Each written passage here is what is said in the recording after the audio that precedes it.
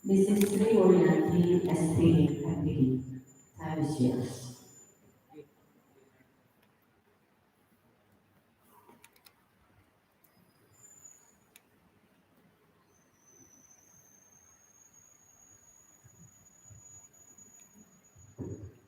Baik, terima kasih Mas Didi. Boleh saya berdiri saja ya, bersama podium. Nanti yang kelihatan cuma podiumnya. Bismillahirrahmanirrahim. Assalamualaikum warahmatullahi wabarakatuh. Salam sejahtera untuk kita semua. Yang terhormat Bapak Agus Santoso. Mic-nya saya ganti yang baru karena yang tadi gagal gara-gara. Di Kota Surakarta. Bapak Ibu diwajibkan yang saya hormati, terima kasih sudah meluangkan waktu perhatian untuk teman-teman di Kota Surakarta. Dan pastinya panitia, maksud saya yang panitia kegiatan olahraga bahasa ini. Bagaimana peserta? Apakah terdidik? Terdidik? Ya, tidak ya. Nikmati saja ini ada belajar dari proses belajar karena kalian anak-anak kita yang terpilih dari banyak sekali peserta dan hari ini kalian termasuk finalis masing-masing 10 peserta. Terus bersyukur di pagi acara ini Allah masih memberikan kita nikmat nikmat sehat, nikmat masih diberikan bersama dengan orang lain yang kita cintai, insya Allah yang sehat dan bahagia. Anak-anak bahagia ini? Bahagia. Mana suaranya? Hari ini bahagia? Bahagia. Nah, nanti Dewan Juri akan memperhatikan kalian gesturnya, kemudian ekspresinya, sampaikan dengan bahagia. Nggak usah tegang, kan sudah latihan dari kemarin. Hari ini tinggal kamu perform, berikan yang terbaik. Semuanya sudah jadi juara. Dewan Juri saya yakin kita akan kesulitan memilih satu di antara 10 karena semuanya anak-anak yang hebat. Tapi yang hari ini nanti Dewan Juri harus memutuskan untuk memilih satu di antara kalian untuk mewakili ke provinsi satu dan yang satu lagi restoran. Siapapun yang terpilih nanti kita doakan bersama bisa mewakili Surakarta ke tingkat provinsi. Selamat berjuang, selamat berkompetisi. Yang paling penting selalu sehat dan bahagia. Saya kira itu yang saya sampaikan. Apresiasi juga untuk teman-teman panitia MGMP Bahasa Inggris Kota Surakarta yang sampai sejauh ini sudah berjuang untuk terus bagaimana memberikan tempat untuk anak-anak berekspresi, bereksplorasi. Pastinya tidak mudah karena ini adalah kegiatan yang sudah tahun kedua. Insya Allah nanti ke depan ditingkatkan lagi. Kalau boleh tidak hanya 2 ini, ya lebih banyak nanti jenis kompetisinya, lombanya. Semakin banyak anak-anak yang datang, orang tua, kemudian nanti akan banyak mendatangkan sesuatu ke Kota Surakarta. Kalau itu dilaksanakan di Kota Surakarta, kalau di Kabupaten Jakarta itu nanti akan menjadi perhatian dari Dinas Pendidikan untuk sama. Terima kasih Bapak Abdi sudah berkenan hadir dan terima kasih Tuhan berkenan untuk membuka acara pada hari ini. Saya kira dari sana, saya Jakarta, semoga Allah senantiasa memberikan pertolongan, bimbingan untuk kita semua dan pastinya kita mohon ridhonya agar seluruh kegiatan kita dari awal sampai akhir nanti berjalan lancar, tidak ada anak-anak yang bersedih karena belum berhasil untuk menjadi yang terbaik di hari ini, tetap bahagia dan terus berproses menjadi anak-anak yang hebat, anak-anak generasi emas Indonesia. Saya itu banyak orang dari sama maaf, saya akhiri. Wassalamualaikum warahmatullahi wabarakatuh. Kita semangat dulu yuk, ingat loh yuk ya. Kalau saya semangat pagi, anak Indonesia hebat. Itu ya, ulang ya. Saya sebutkan semangat pagi, jawabnya adalah pagi, anak Indonesia hebat. Bisa. Semua panitia dan Bapak Ibu orang tua dan yang hadir di sini harus itu bisa mensupport. Meskipun bukan anak-anak, tapi kita melanjutkan apa ya, menyampaikan doa kepada anak-anak. Kita kasih anak-anak ini. Siap semuanya, letakkan HP-nya dulu, letakkan HP-nya dulu. Semangat pagi. Anak Indonesia hebat.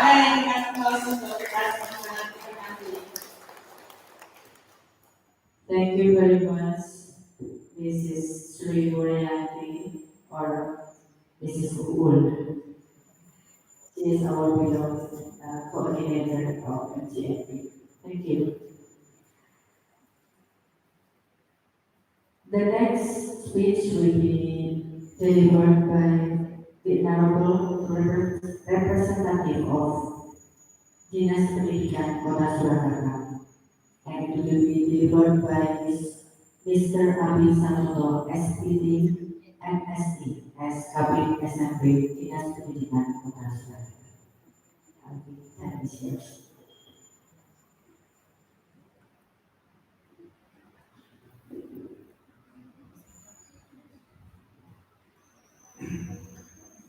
Bismillahirrahmanirrahim. Assalamualaikum warahmatullahi wabarakatuh.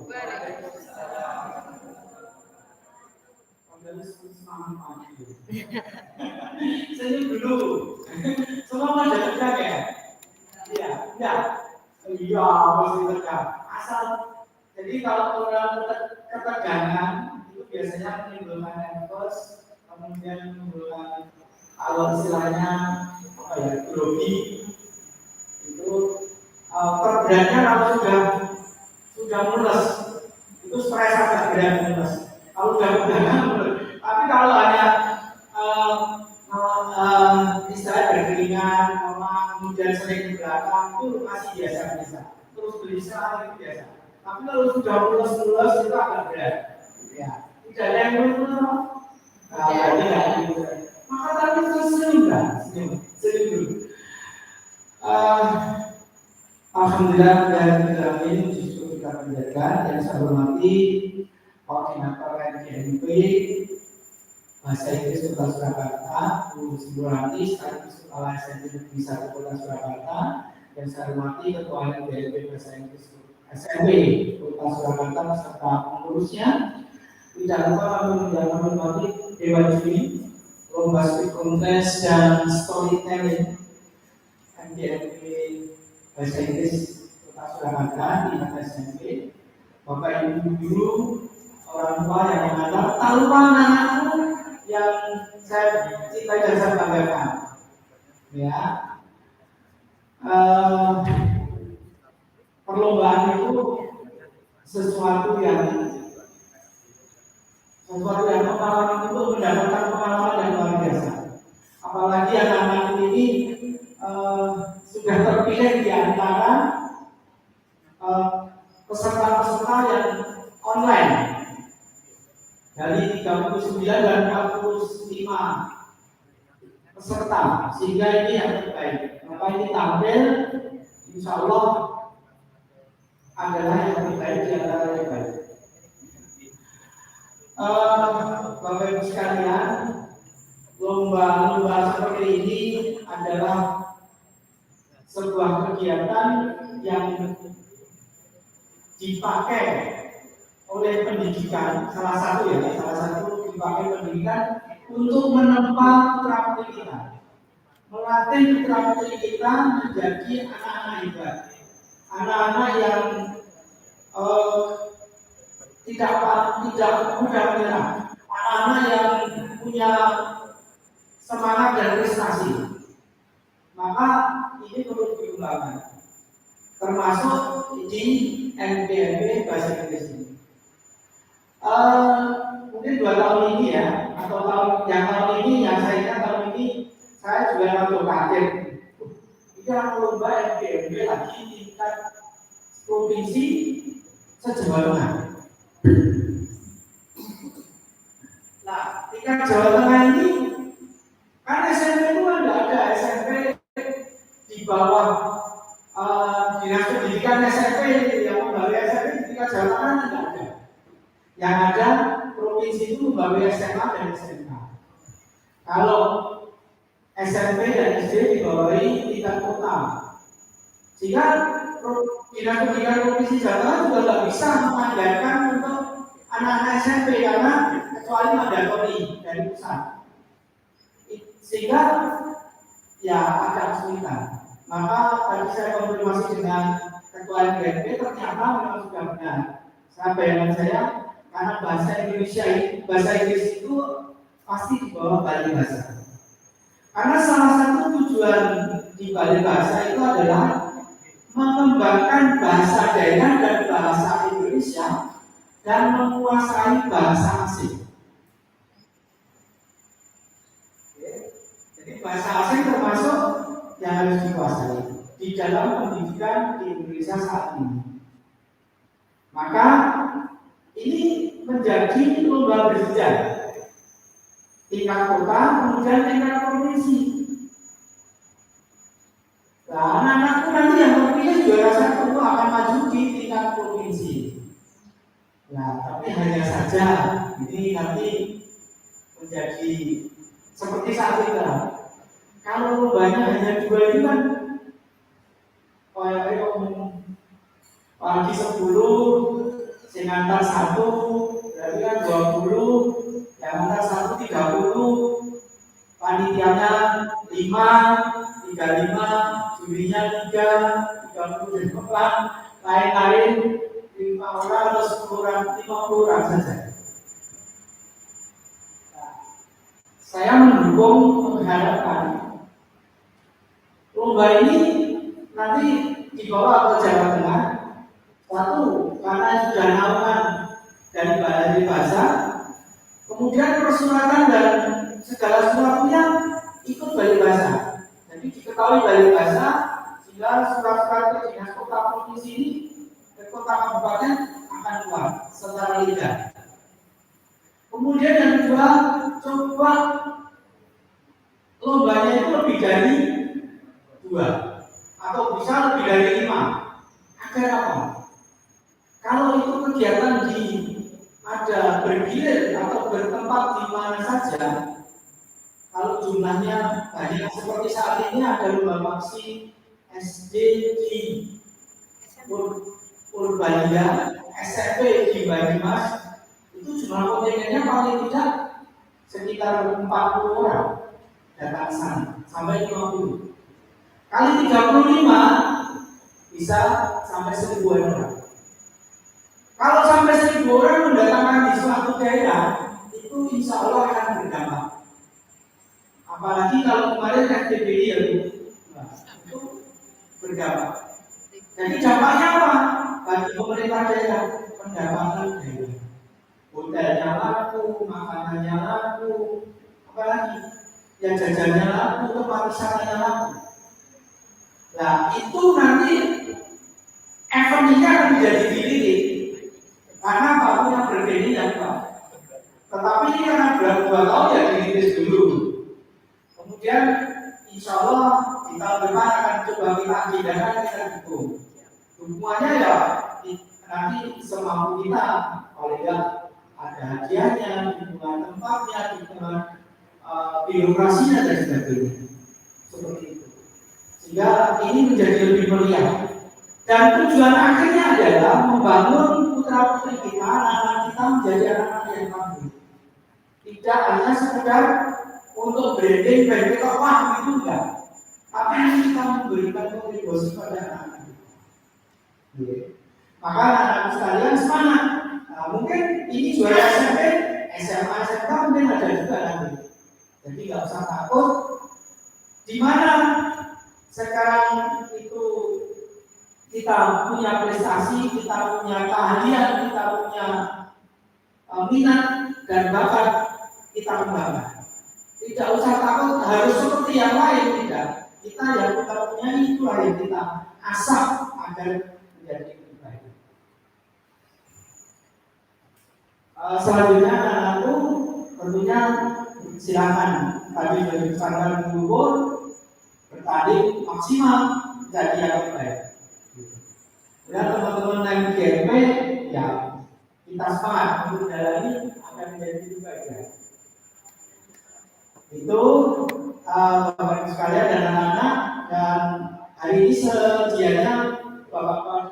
yang umum juga karena bersamaan dengan pembukaan lomba inovasi daerah sehingga tugasan saya untuk saya mohon maaf. Yang terakhir, saya itu nggak bisa bahasa Inggris. Bahasa Inggris saya itu selalu tidak baik. Ada pantun, good morning, selamat pagi, selamat bertanding, raih prestasi. Terima kasih, mohon maaf. Di lomba Bahasa Inggris Kota Surakarta tingkat SMP yang akan dibuka.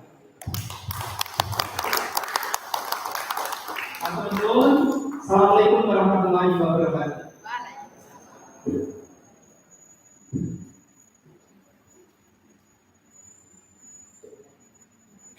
Thank you, Mr. Abdi Satoto, Secretary MSD, for the speech and also for opening this program.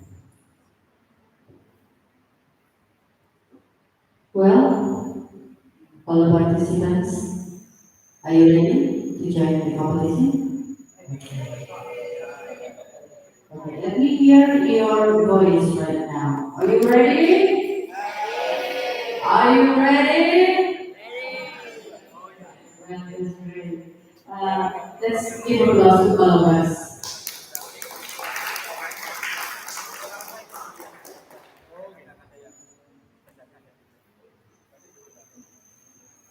Okay. Now we will continue to the main program of this event. Before we start our competition today, let's meet the amazing people who will help us decide today's winner. They are the ones with sharp eyes, sharp ears, wise mind, and of course, the fair judgment, our beloved judges. Let me introduce the judges first. The first judges is Mr. Sutrisno MPD. Mr. Sutrisno MPD. The second one is Mrs. Hartuti MPD. Mr. Hartuti is a teacher in SMK.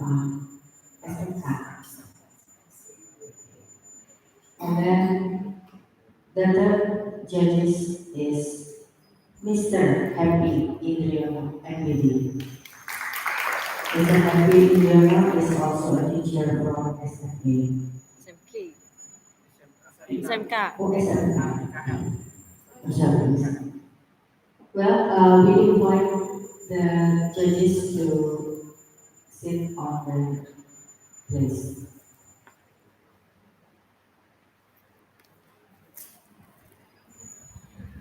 And of course, we also send our gratitude to judges for your time and support. We hope the judges also enjoy the show as much as we do.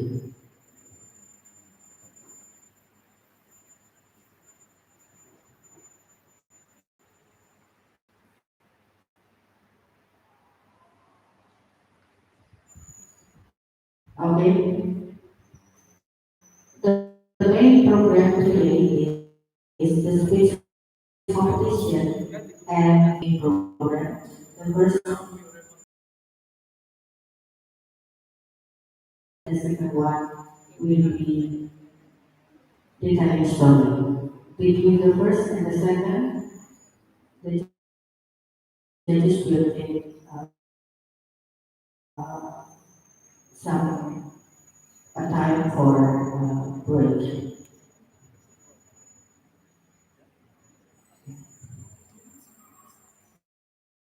The first, we invite the speech contest to be ready in the time. To the committee, please help the participant to prepare their time.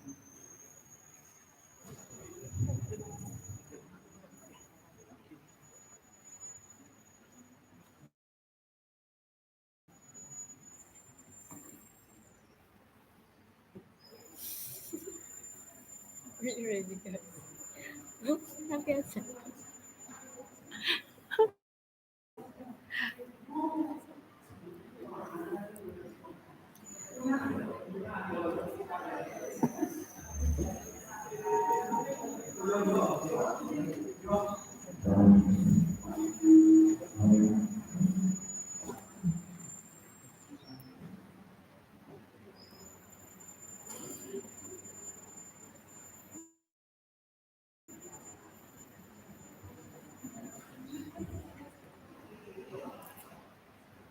The party the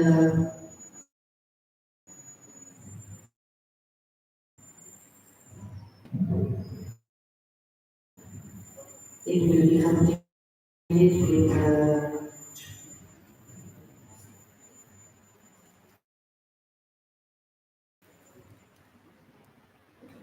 people. So before we start our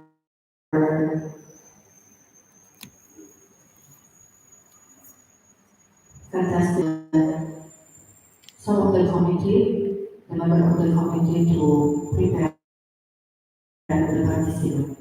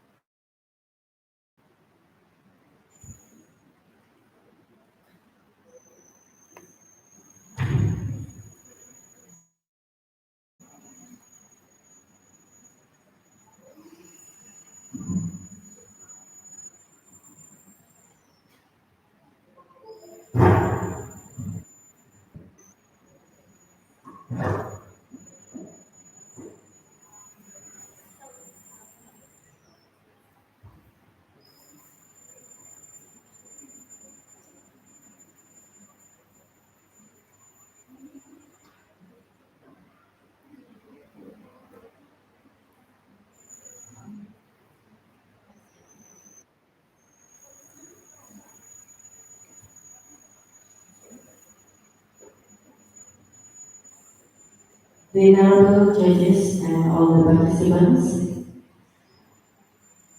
here is the first contestant, the contestant number one.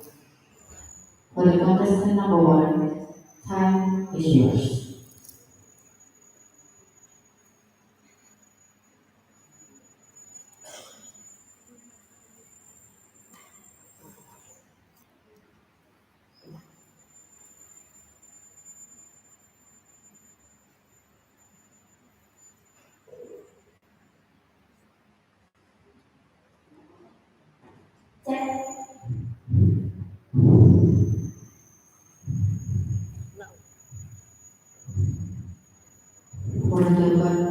For the contestant, please send your script to the judges.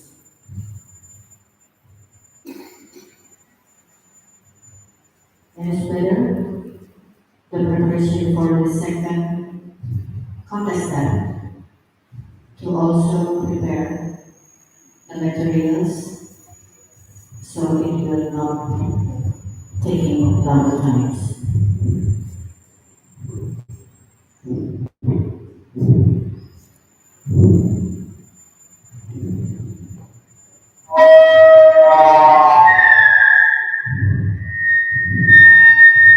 Kecilin, kecilin, kecilin.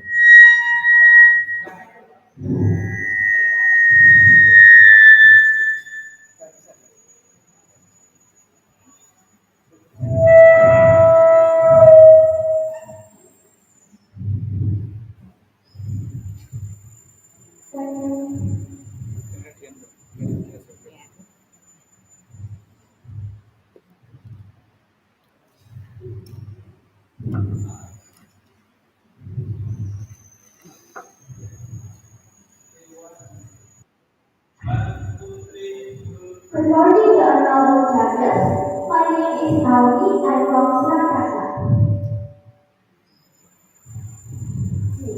Okay, I'm so nervous. Sorry, I have to toilet.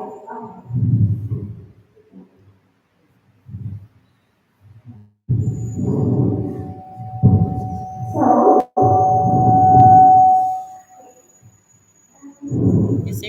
aja. Pakai mic aja. Pakai mic aja. Ya, pakai mic aja. Dah. Oke. Diulang ya. Oke. Ya, fair. Di tengah coba. Oke. Kita ulang ya, Pak. Mohon Dewan Juri diulang, nggak apa-apa ya. Baik. Yuk. 1, 2, 3. Good morning, honorable judges. My name is Naomi. I'm from Surakarta. Okay. I'm feeling so nervous, but I can't find it. So, what's the hotness right now? There is one matter that I'd like to bring to your attention, and I believe it's essential to your health to listen carefully.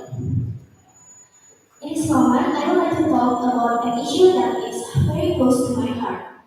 Cyberbullying, a threat to our generation. This issue is not only important to be discussed, but it demands real solutions in short time. We need to take action and stop cyberbullying until it is no longer a threat to the young generation. Heavy topic? Yes, it's extremely heavy. But it will be even heavier if we just decided and do nothing. I just listening because I've seen too many teenagers, even young children, becoming victims or even perpetrators of cyberbullying. It breaks my heart when I see someone suffering because of this issue. I care, and I want this cyberbullying ended.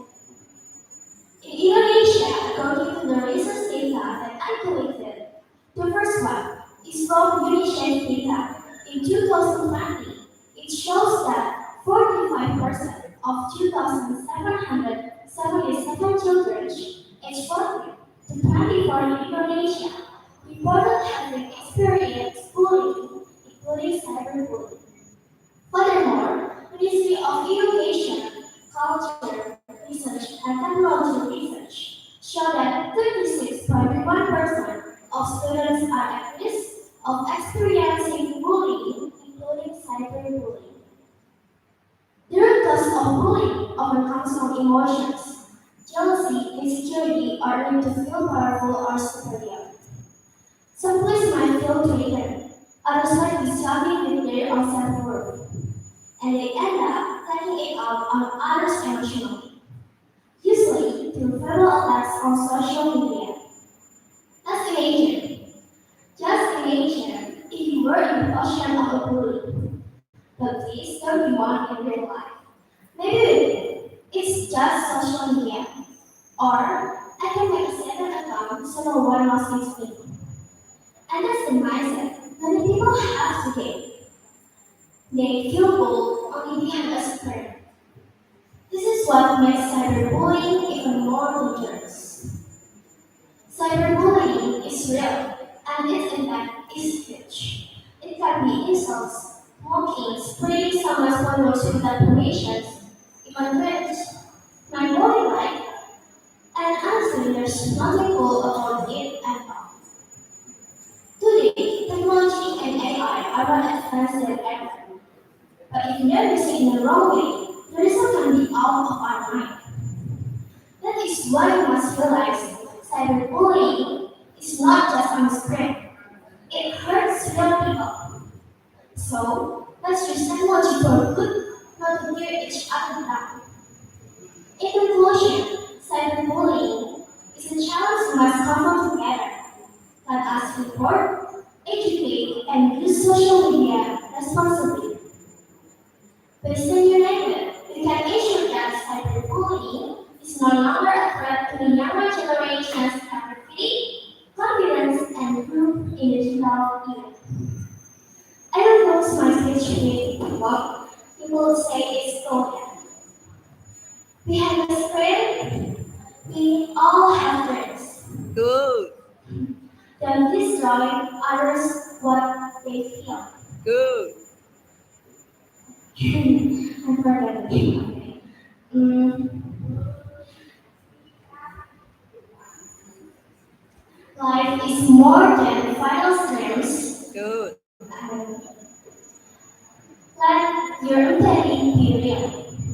Stop cyberbullying, make the internet a safe place. Thank you for your attention and this valuable opportunity.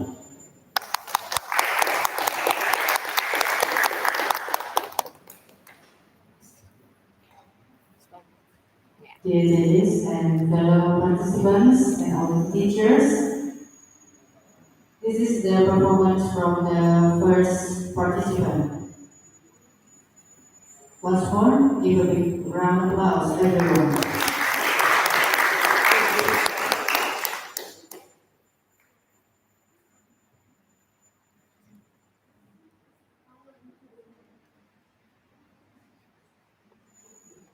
And now we will hear the performance from the second participants.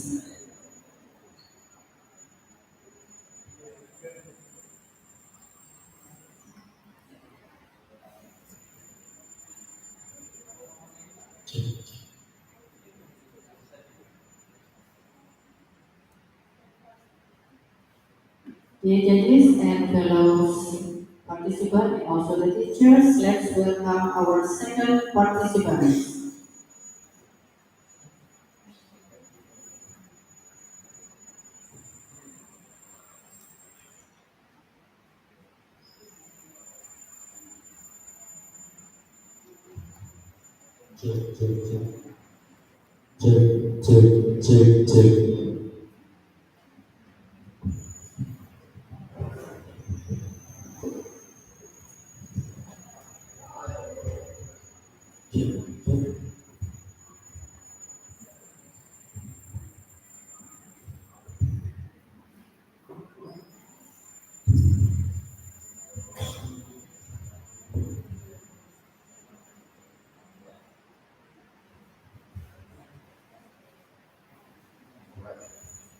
Check. 1, 2, 3. No. Good morning, everyone. The honorable judges, teachers, and of course, all of my beloved friends. Today, this morning is an honor for me to be standing here because we're going to discuss about one of the most important topics in the whole world. Of course, ladies and gentlemen, let's start with the digital literacy. Well, ladies and gentlemen, once again, it's an honor for me to be standing here. We are now living in a world that no longer runs only on oil or electricity, ladies and gentlemen. We live in a digital world that contains data and everything. We live in a digital world where everything from education, knowledge, or even opportunities are just one click away. Well, of course, we run on data. We run in a world that runs on data, ladies and gentlemen. I repeat that because it's so important for the point of our talk. And of course, let me ask you this. How many of us scroll through social media every single day? Probably all of us, right? But how often do we stop and think, is this information true? Or is this post kind and effective? Well, not all of us think about that. But ladies and gentlemen, the digital world is so powerful. It contains everything from good to bad, ladies and gentlemen. And of course, we must maximize what we have. We must maximize our potential in every single thing that we do, especially in the digital world. Once again, let me bring you back to the first point.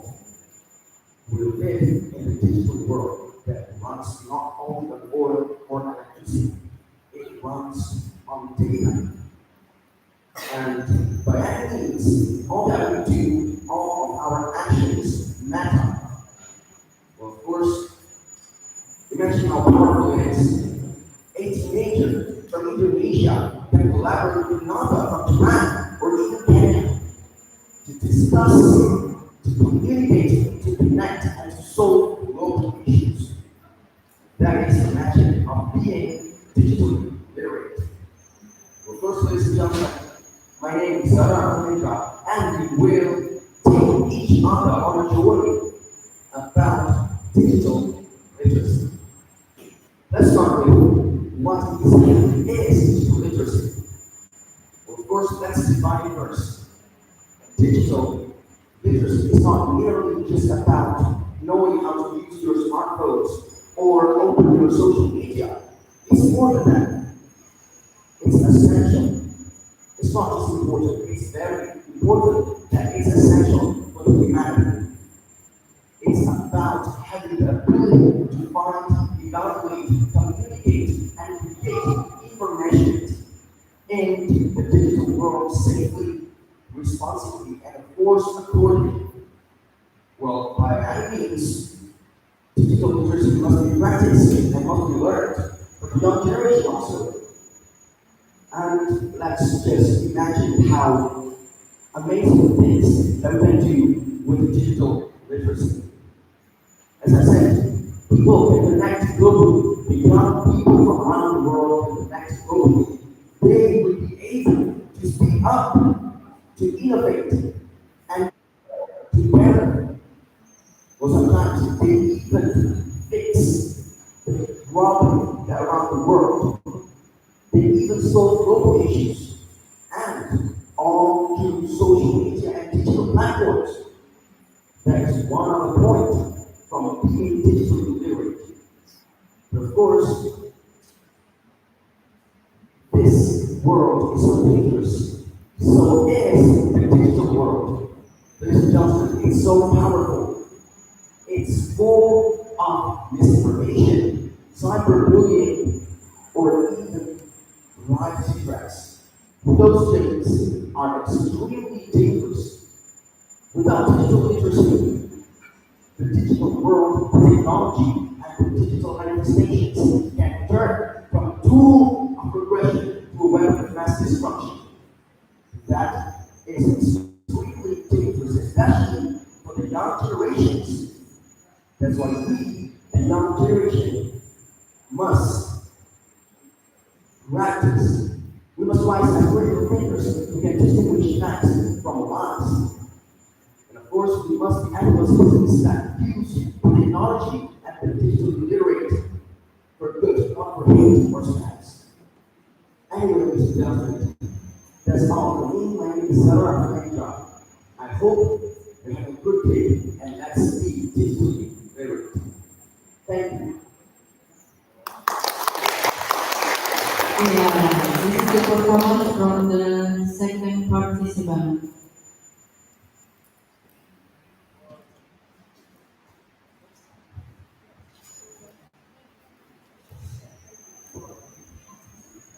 Anu ya, milih aja.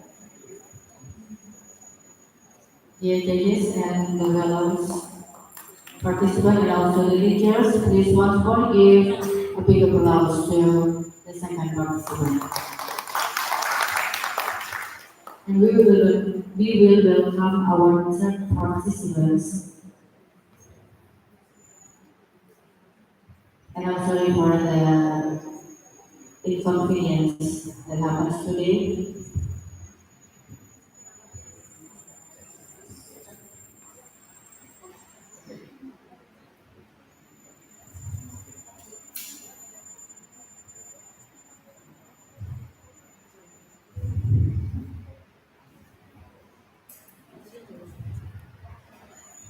Dear judges, this is the performance from the third participant. For the third participant, time is yours. Well, our judges and all of the judges. My name is Officer Experiment. I'm very grateful to stand here and I hope my team that calls my photography lifestyle teams. Have you ever noticed many videos in feel stressed, tired, and some videos are unmotivated? Why are they like that? Because they choose unhealthy lifestyle.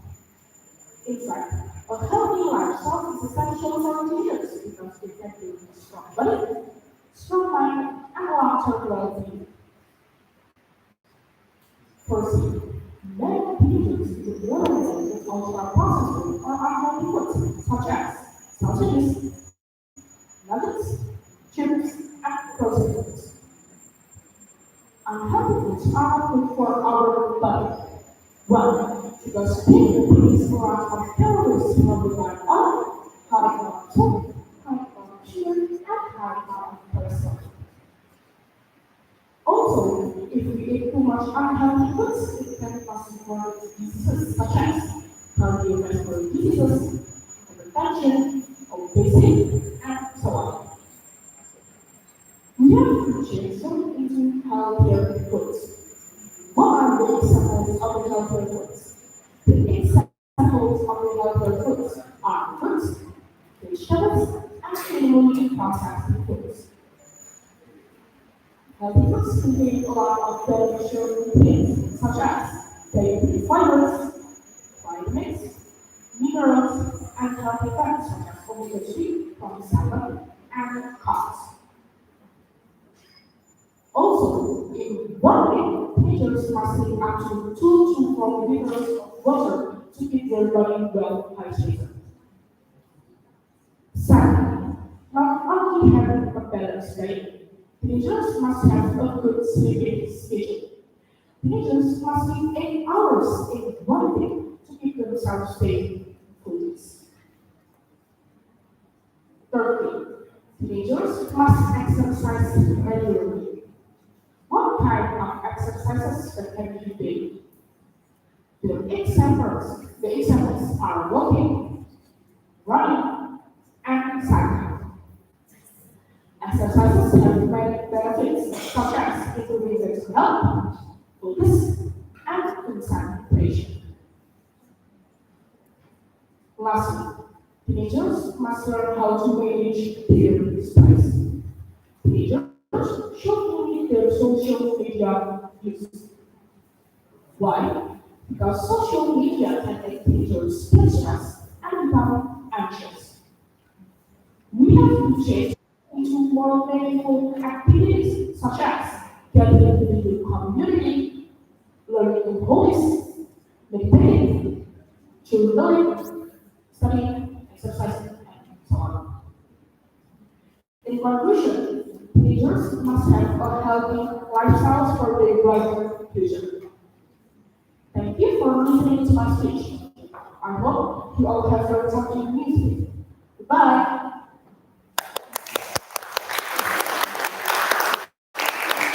Wow, such confidence and energy. Let's give another round of applause for the participants.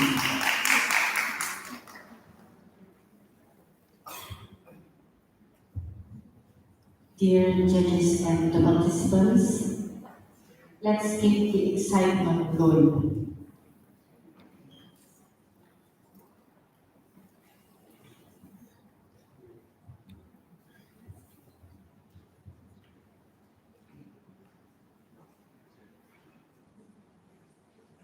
Check, check.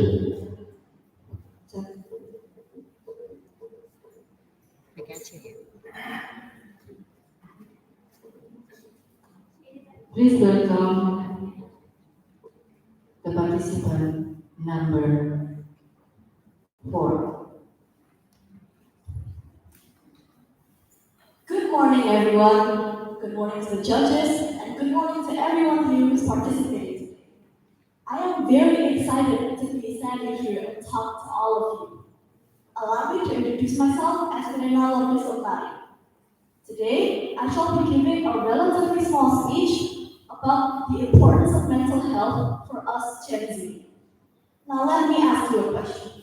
Have you ever felt stressed, sad, or anxious for seemingly no reason at all? Yes.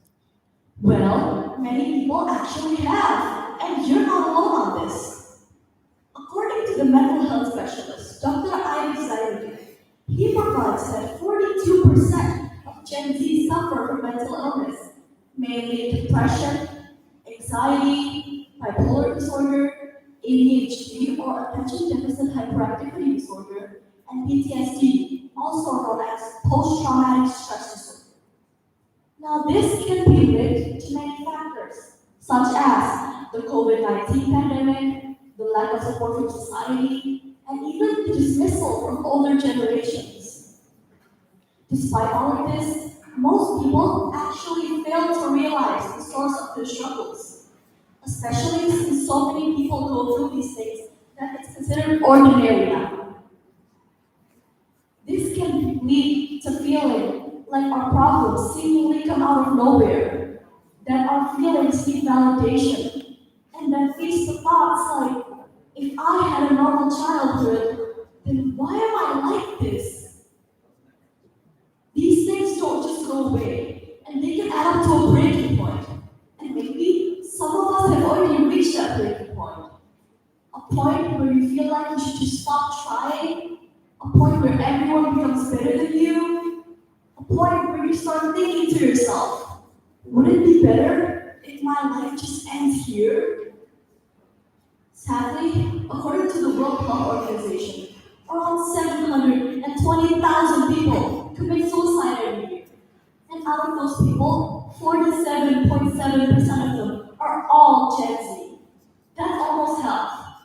And out of those people, more commit self-harm in ways such as cutting themselves, skin picking, eraser burns, and even starving themselves. So what can we do to prevent all of this? The fact that Gen Z takes mental health so seriously is actually a positive thing. With the existence of social media, it's easier to find other people who also struggle just like us, to realize that we're not alone, and to spread information about such tragedies. People are also more open, more likely to seek professional help as they should. And most importantly, people are also more accepting. They're realizing that mental health is something that should be taken seriously before it's too late. Because you never really know what someone is going through if you never ask. So my advice for all of this is just to go talk to someone. Whether it be a family, friend, a counselor, a therapist, a hotline, just get it out of your system first. And then focus on what follows. I know opening up is hard, and the feeling of being judged is way worse. But I promise, there will always, always be someone out there who's willing to listen to you. It might take a long time, but it will happen. So hey, let's prevent these things together and move forward from now on. Let's go bond with the people most important to us. Think positively about ourselves. And remember that when we feel tired, we rest. When we see someone going through something, we sit down and listen for them. And when we ourselves feel lost, we reach out. Because change will always start from us, Gen Z, the generation that cares. Thank you. What a performance, so expressive, full of information and care. We could feel the passion through every words, right? Thank you. Dear judges and our fellow participants, we will continue with the performance from the participant number 5.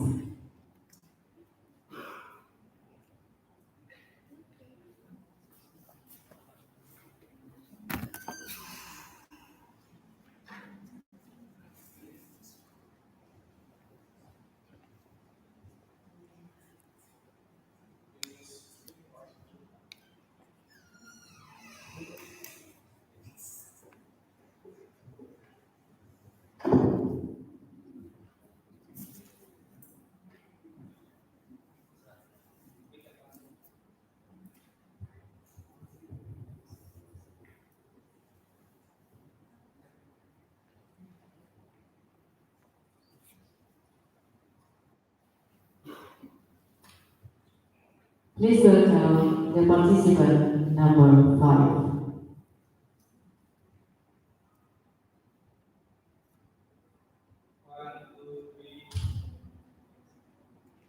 Assalamualaikum warahmatullahi wabarakatuh. Good morning to all the judges, respected teachers, and audiences. I hope all of you are having a very wonderful day. First, I'd like to say thank you to Allah Subhanahu wa Ta'ala for giving me a chance to join a competition this morning. Let me introduce myself. My name is Sita Ahiko Garia. Let me start with a simple question. Have you ever learned something new from YouTube, Google, or even TikTok? If your answer is yes, then you already know that technology has completely changed the way we learn. This is the thing that I'm going to share. The power of technology in changing the way we learn. In the past, learning was limited to classrooms and heavy textbooks. If we wanted to understand a lesson, we had to wait for the teacher's explanation or spend hours in the library. Knowledge was there, but it was not always easy to achieve. But today, things are different. With technology, knowledge can be achieved by just one click away. We can search for information anytime and anywhere easily. Online videos, digital books, and learning applications give us instant access to new skills and ideas. Learning is no longer locked inside the classroom. It's everywhere around us. Technology also makes learning more interactive. Instead of only listening and writing, now we can join virtual experiments, play educational games, and use applications that make lessons come alive. For example, students can practice science with simulations or improve English by speaking with AI. This makes learning not only easier, but also more enjoyable. Another big change is connection. Technology allows us to share knowledge with people around the world. Students can discuss with international friends, exchange cultures, and work on projects together online. Learning cannot just be done individually, it also can be done globally. However, we must also be aware of the challenges. Not every student has equal access to technology and devices. Besides that, some use technology for distraction rather than learning. That's why discipline and responsibility are important. Technology is a powerful tool, but it depends on how we use it. Honorable judges, in conclusion, technology has enlarged many more ways to get knowledge and information. It makes learning faster, more interactive, and more connected. But let me remind all of you that technology is just a bridge. The real journey of learning still depends on our curiosity and hard work. Technology can bring to limitations of learning, but it's our passion for learning that walks us through. I think that's all for me. Hopefully, this discussion will open our minds about how powerful technology is in changing the way we learn. Thank you for your attention. Wassalamualaikum warahmatullahi wabarakatuh. That was wonderful. I really like how she delivered the message with confidence.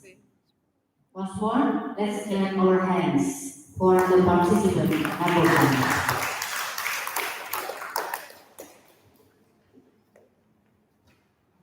Okay, everyone, are you still with us? That's better. Now let's welcome our sixth participant. Check.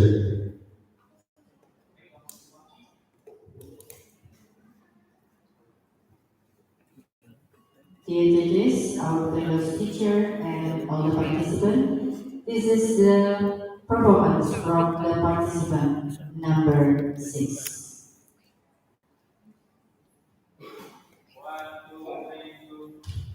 Have you ever heard someone say to you, if you become a gamer, your future will become darker for you? Is it true, or just some common sense so you study academic more and left our hobby behind? Greetings to the honorable judges and my respected audience. Let's all thank Allah Subhanahu wa Ta'ala that has given us the opportunity to meet here. With me, God that has moral. In this very short and meaningful time, I will talk about the impact of online games on students through my stage that I created. Gamers for brighter future or darker future. Ladies and gentlemen, as time flies and technology has changed everything in our lives, students are now attached and need gadgets for their activities, such as study, do homework, socialize, communicate, and often entertainment, including playing games. So we all know type of online games that most people play is online game, a game that is played over the internet. Here comes the question. Do you believe that online game could lead us to a brighter future? Well, a lot of people don't. Even perhaps some of you out here think the same. But we have to open our eyes wider. Because today, a lot of students are becoming professional players, streamers, or even developers who earn their own income without pressuring them so much to leave what they left behind. Many professional players also joined championship and brought many victories to our country, Indonesia, making us proud and spreading Indonesia's name to the international gamers world. Online game could also teach their players many important things, strategies, so they can complete challenges or quests, teamwork that is proven by the professional team. On it, efforts are argued, they work together and support each other so they can win. And lastly, improve their players' creativity. Because many online games are leading their players to say how to complete this challenge with only some clues given by the developers while still entertaining the players. However, it's undeniable that online games could also lead us to a darker failure. Many students are facing the negative effects more than the positive one, especially when they are not under control or under parental supervision. Many of them are drowned into the game, forgetting to study, sleep, or at least eat, even spending hours of nothing. That's why, as the students, we have to know and understand how to use our time wisely without really letting our hobby behind. Because online games could become our career in the future, making our proud and of course our parents proud. That's all how I would like to say. Thank you for your attention.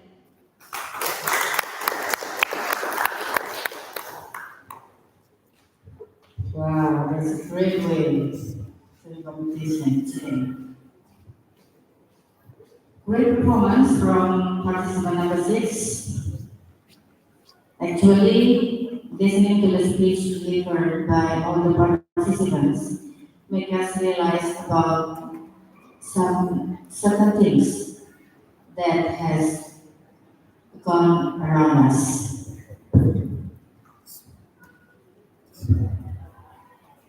Dear judges, my fellow teachers, and all the participants, let's welcome the participant number 7.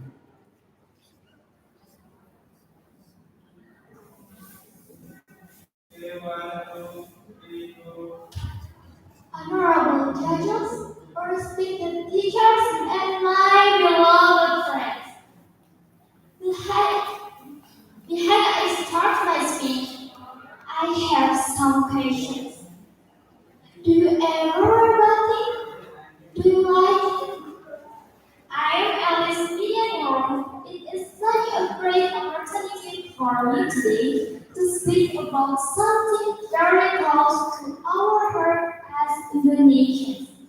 But, ladies and gentlemen, when you see someone wearing batik, what comes to your mind? Is it just a piece of pattern clothes? Or do you see a story? And a bright stitch into every line and color? Today, I stand before you to say, batik is more than just a fabric. It is the soul of Indonesia. First, batik is a masterpiece of art. Each motif carries meaning. Para symbolize strength. Kamu reflects purity, and Megamilu teaches patience.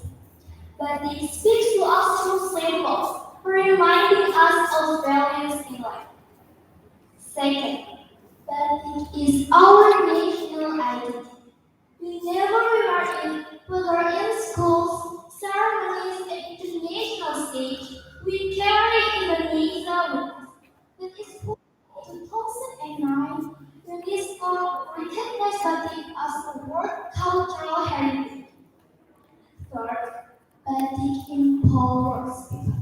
Behind every piece of batik are the hardworking artisans who dedicate their life to preservation. By wearing batik, we support them and keep this heritage alive for the next generations. Fourth, batik is a bridge between generations. From our ancestors to us today, batik teaches us continuity. It connects the wisdom of the past with the creativity of present, ensuring that culture is not forgotten, but continues to evolve. Fifth, batik unites us in diversity. Across Indonesia, each region has its own unique batik pattern. Yet all of them still fall under one name, batik Indonesia. Just like batik, though we are different in ethnicity, culture, and language, we are bound together as one nation. My friends, batik is more than fashion. It is our history, identity, and pride. To wear batik is to honor our ancestors and to declare to the world, we are Indonesian and we are proud of it. So, the next time you wear batik, remember, you are not just wearing a clothes. You are wearing a story. You are wearing Indonesian.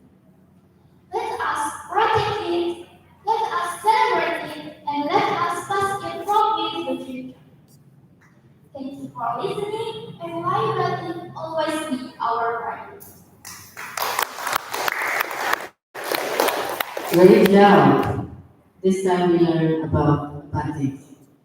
Be proud of Indonesia and the batik. Be careful.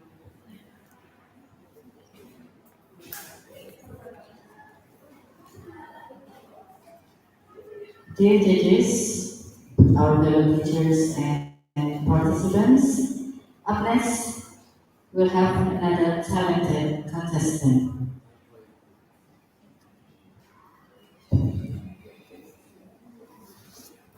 Please welcome the contestant number 8.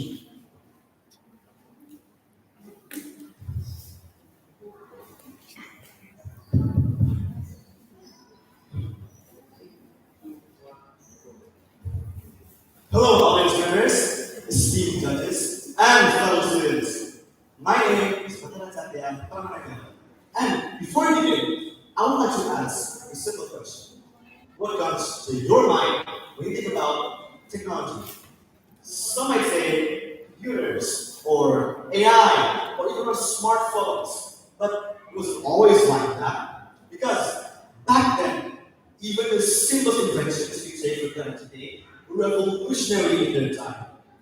Take the light bulb, for example. An invention in the 19th century used as an alternative way to light our homes instead of lanterns or candles. It was a revolutionary idea by Thomas Alva Edison. And the fact it was so genius that it became the symbol for great ideas. But now, technology has come a long way since the light bulb.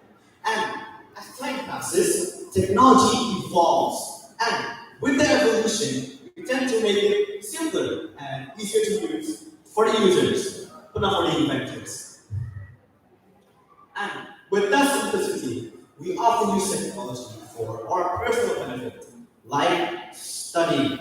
And that combination of simplicity and innovation has created a learning tool so powerful that even the greatest teachers probably give up.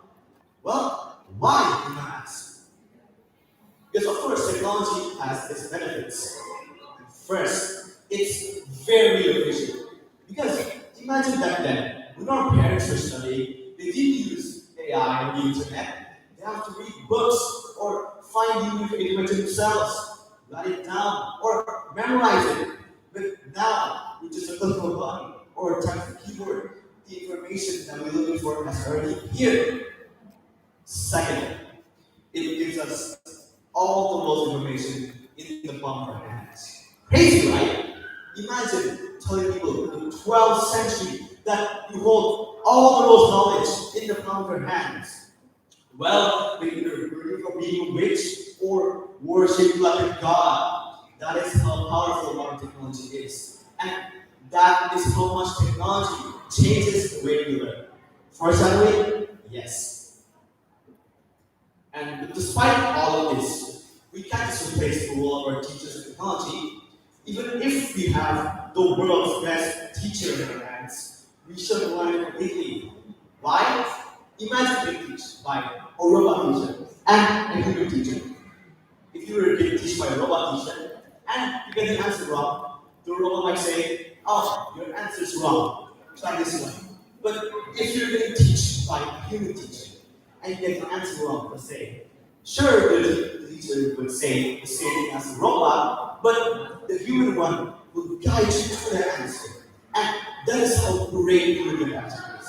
Because even though a robot will tell you the answer, a human will guide you to the answer. But if that teacher or robot is gone one day, you might be lost or not wanting to do next or not having a way to move forward because we were too reliant on it. Well, why does this happen? It's simple. Humans are lazy and tend to choose the easier route instead of the harder one. Why? Because we don't have to do much and the answer's already there. And that laziness is exactly why we should let digital learning down. Because think about it, we were capable of inventing all this great technology without the internet or ChatGPT. Why? Why do humans create inventions even though we ourselves are dependent on that invention? Because humans create inventions when they stumble upon a problem and we try so hard to find a solution. And that's when new ideas emerge, which in the next development process becomes new inventions. Because imagine nowadays, we have inventions that makes our life a lot more easier. And we become lazy because of that. Why? Because there is no challenge or problem to solve. And if we were to rely on it, then our adaptability will slowly die. And it will be the end of our progress. And that's why we should rely on it completely. Because digital learning is and always will be the core of our education. Hallelujah. Selamat datang ya. Thank you for listening.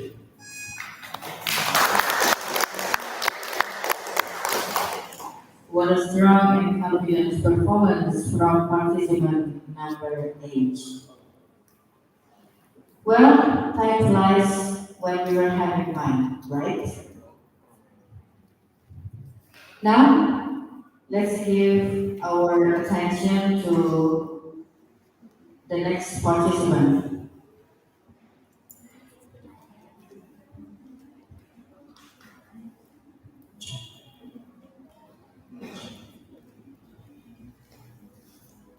Dear judges,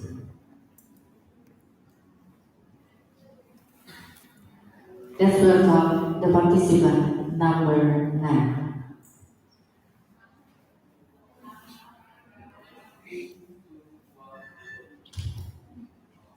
Assalamualaikum warahmatullahi wabarakatuh.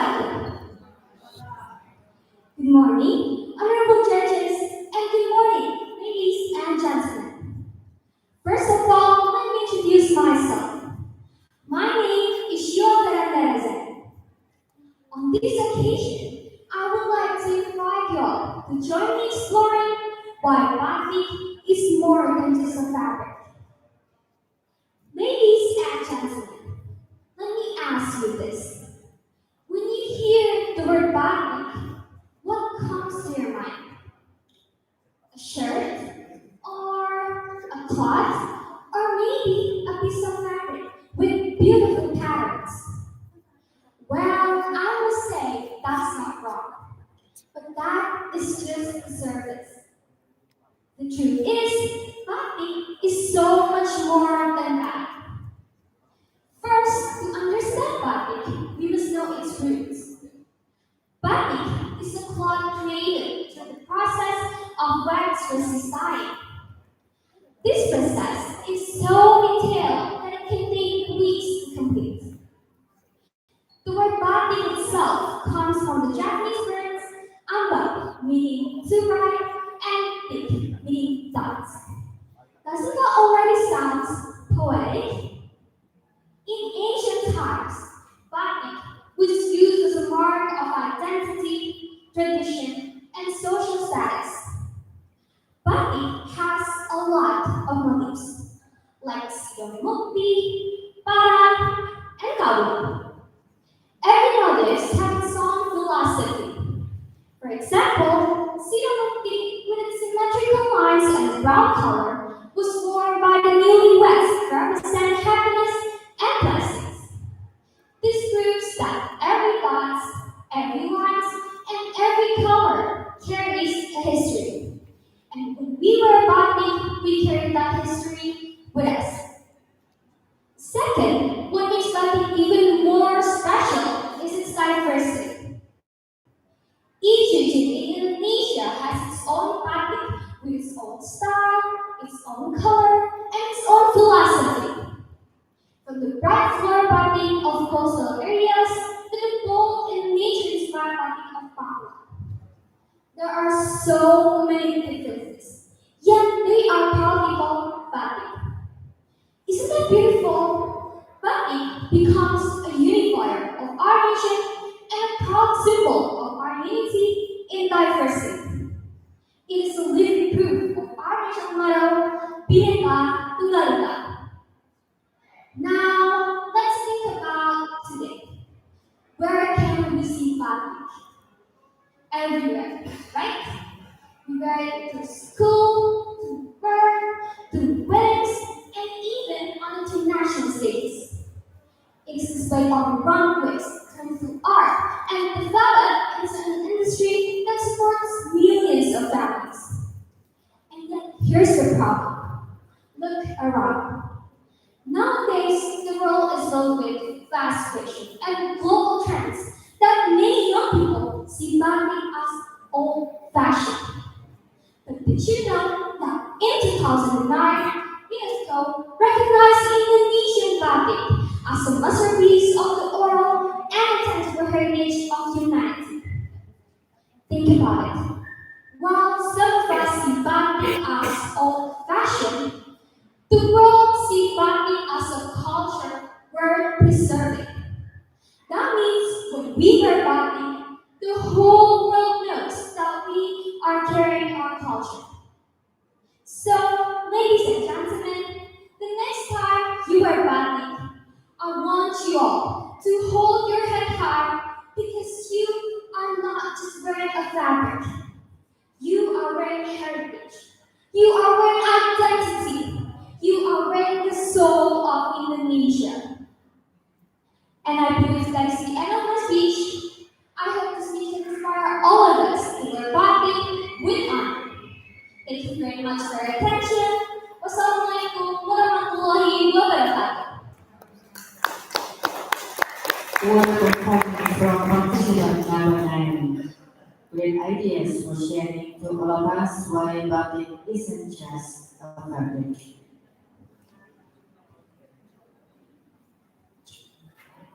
Dear judges, my fellow teachers, and all the participants, we are now down to our last participant of speech contest today.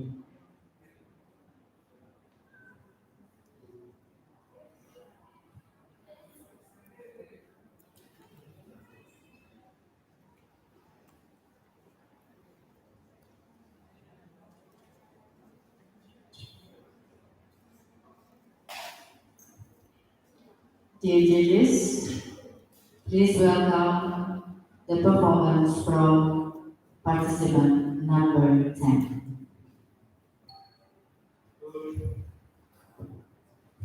Assalamualaikum warahmatullahi wabarakatuh.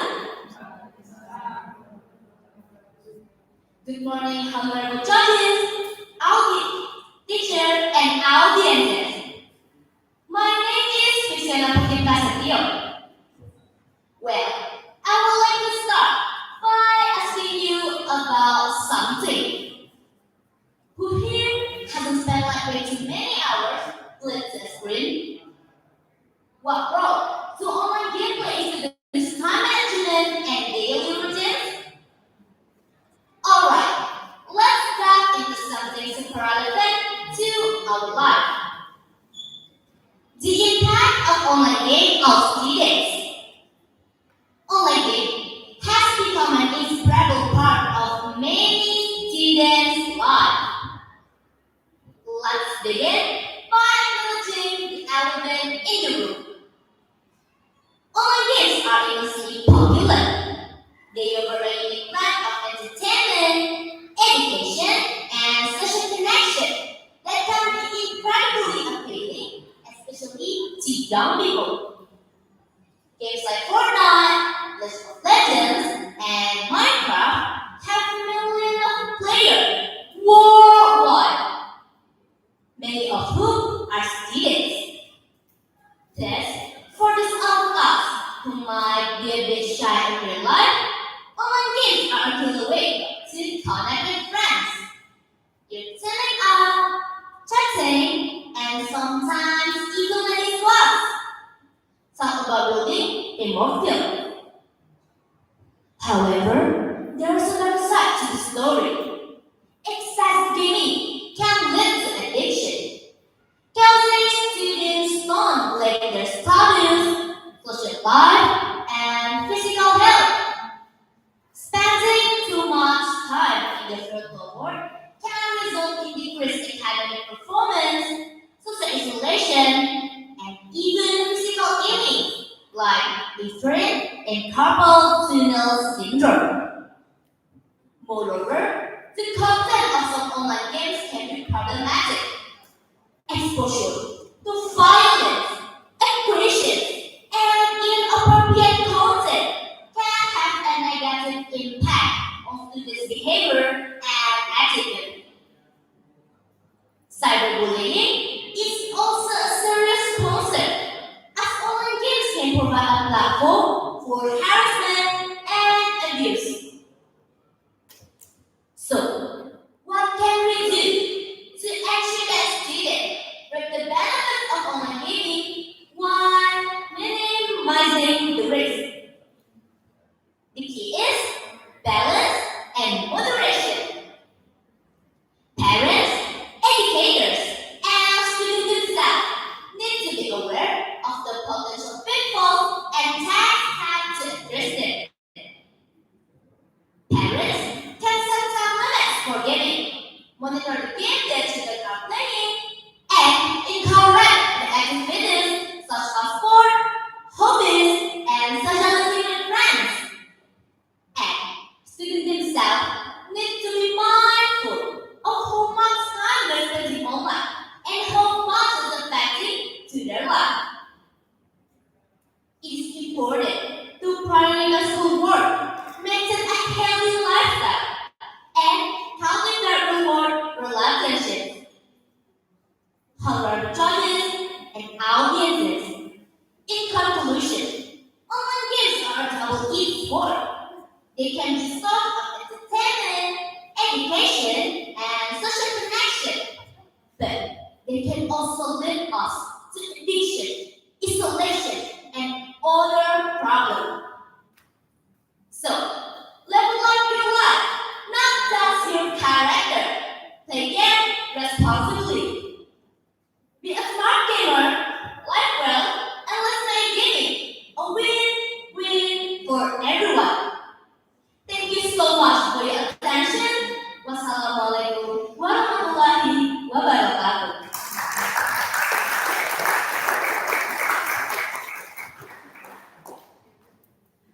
Well, that was a perfect way to close the performance. So much talent and confidence from our participants today.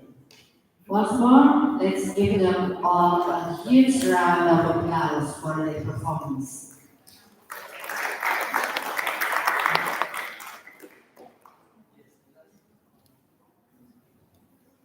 Well, we will take a break for 15 minutes first before continuing to the next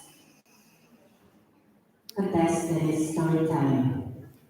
Please enjoy your break time. We'll begin in 15 minutes.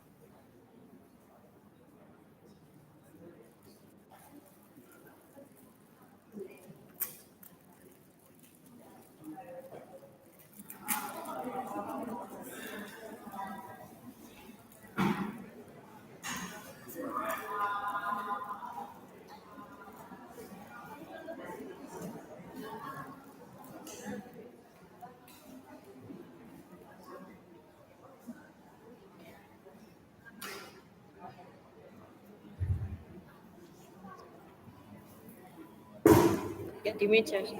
Lah, sama di meja ya. Ya di meja. Nggak ketok.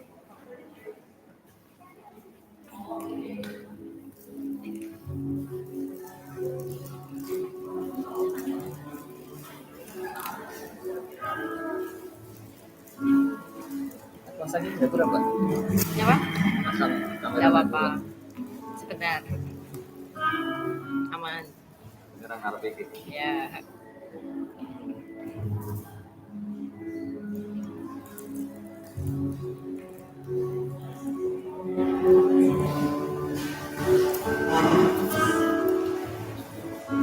Wait ya. Aman. Aman. Dan ini wasting.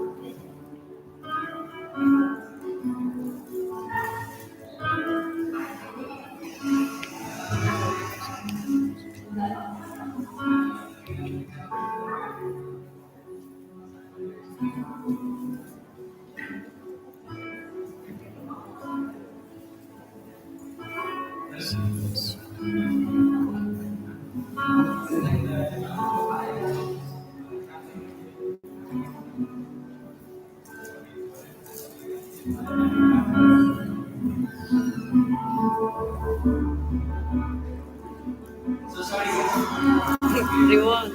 Mau tambahin? Ada tripod. Mau rating beda deh. Besok.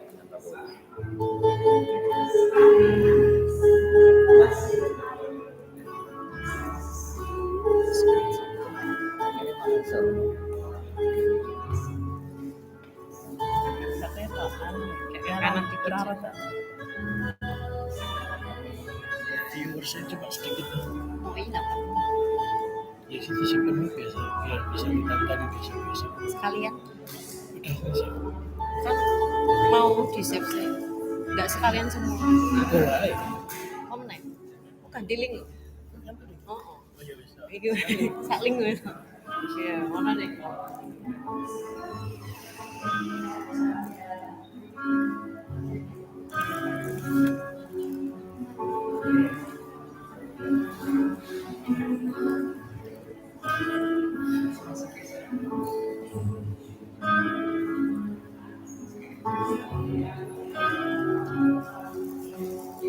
Aman.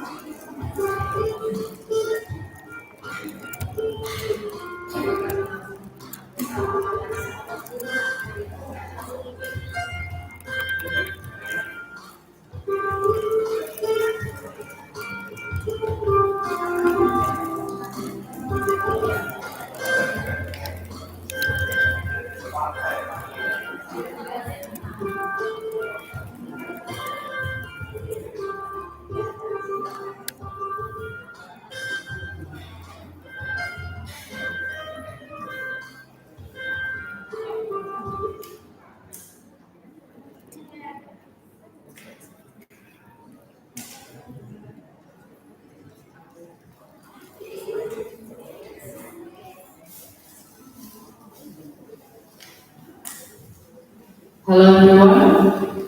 We're back to the second competition today. That is retelling story. To all the participants of retelling story, please prepare yourself for the contest we are about to begin.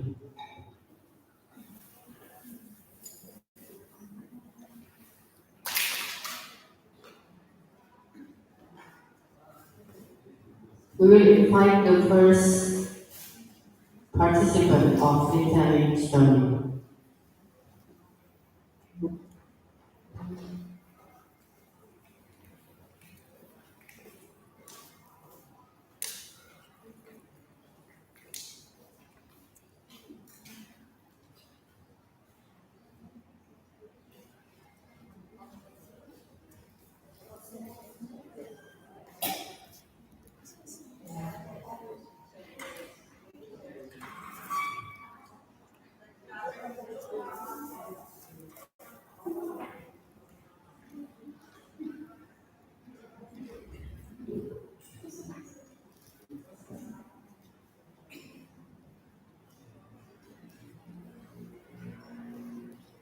For because station number 2, please prepare here.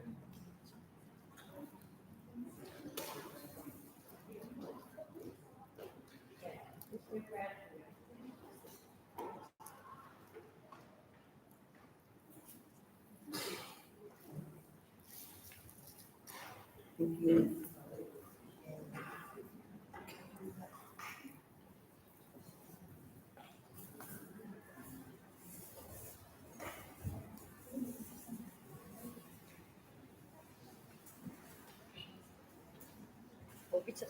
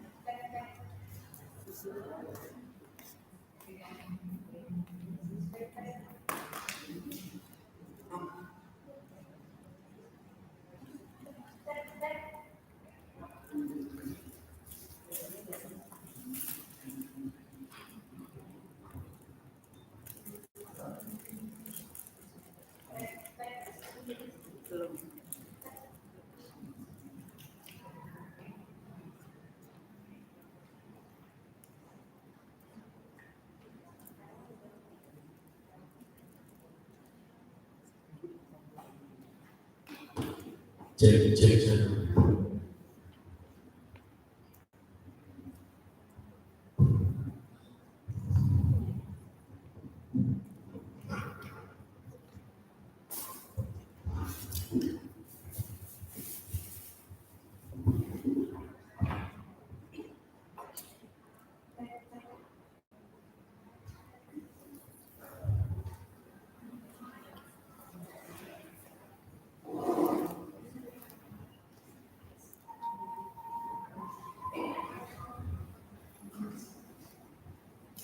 Dear judges, please welcome the first participant of storytelling competition.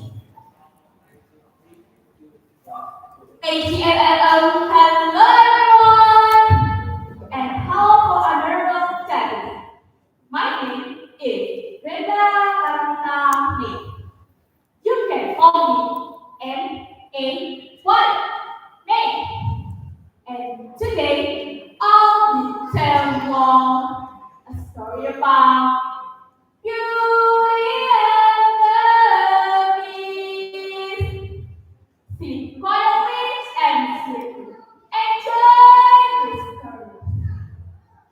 Once upon a time, there lived a wealthy businessman and his daughter. One day, he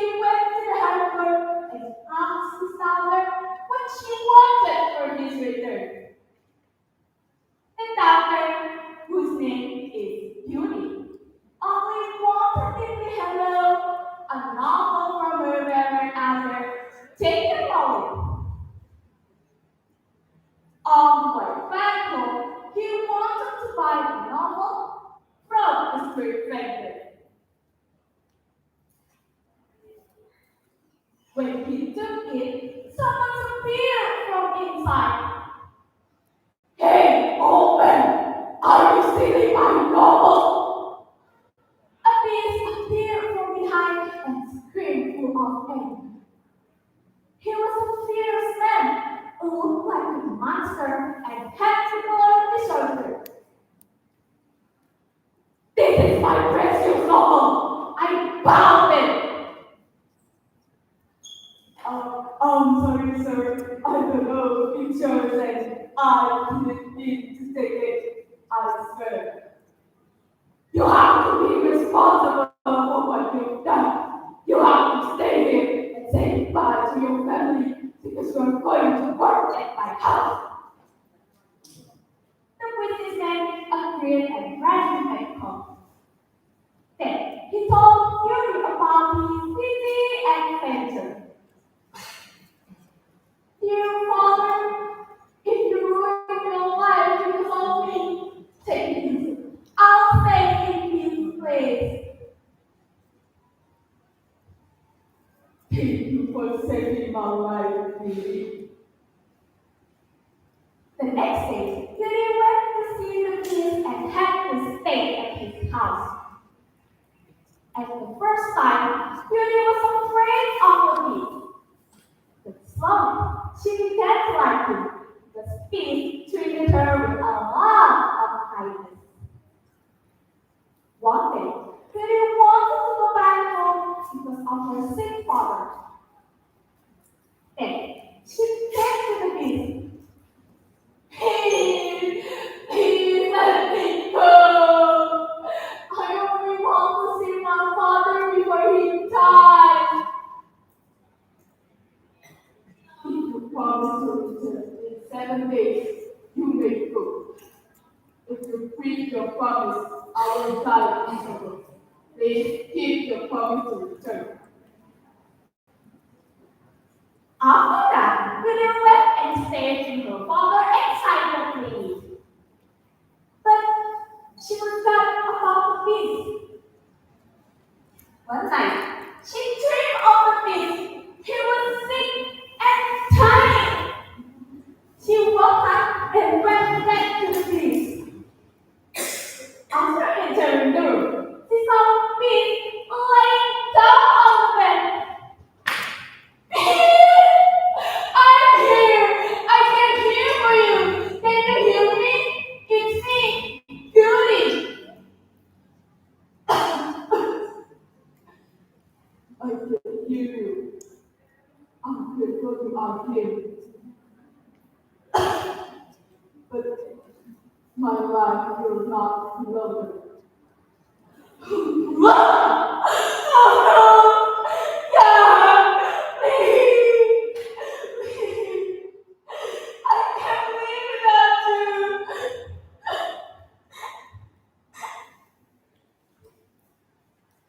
Tears fell onto the beast, and then, with no place, beast was changed into a handsome man.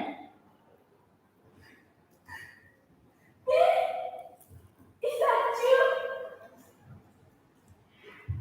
I changed. I was under the pool for all of this year, and could only live when someone truly loved me. And now my curse is gone because of your love. And then Beauty and the Beast were married and living happily together. Baby, take my hand. I want you to be my husband.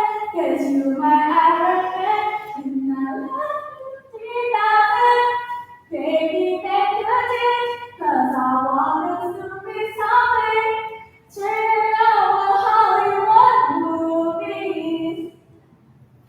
Ladies and gentlemen, the moral value of the story is don't judge a book by its cover.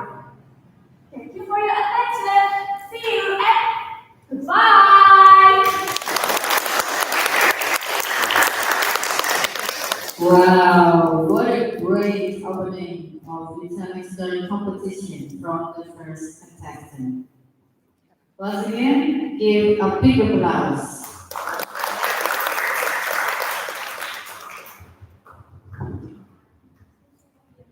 Dear judges, our fellow teachers, and also all the participants. We'll continue to the contestant number 2.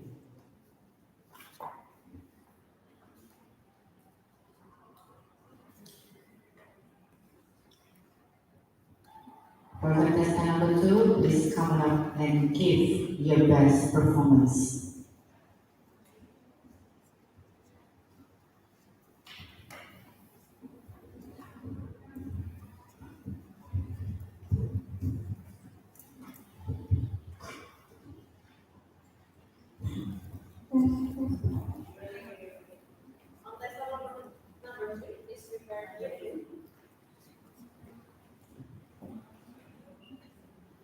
Dear judges, please welcome the participant number 2.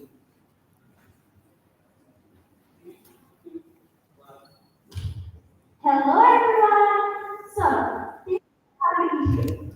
Well, if you saw in the video, the day got me face to face now. Okay, my story is Little Red Right. Once upon a time, there was a little girl named Valerie. Destiny was picking out a nice dinner to bake my grandma's house. My grandma was sick, and I wanted to visit her and bring her some foods. You know, like broccoli ice cream, onion, and liver. Ew, of course not.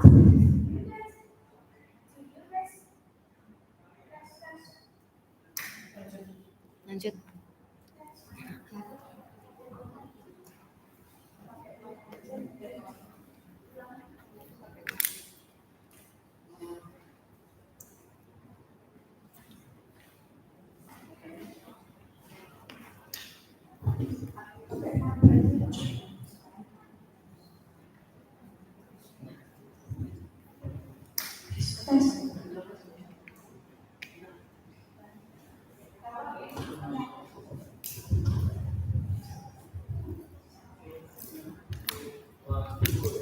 Hello everyone! So, thank you for having me here.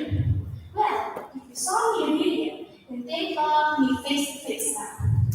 Okay, my story is Little Red Riding Hood. Once upon a time, there was a little girl named Valerie. Yes, that's me. Was picking out a nice dinner to bring to my grandma's house. My grandma was sick, and I wanted to visit her and bring her some foods. You know, like broccoli ice cream, onion, and liver. Ew, of course not. Do you guys have any suggestions? What? Do I hear cookies and ice cream? And how about flips? Yes, that's a good idea. Oh yeah, did I remember what my mom said? Valerie dear, you have to remember 3 things when you go to your grandma's house. 1. Your grandma's house is behind of 3 large oak trees. 2. Never ever talk to strangers. And 3. Don't play around in the woods. Long story short, Valerie finally enters into the woods, and suddenly there was Mr. Big Bad Wolf near. Hello, little girl. What do you have in your hand?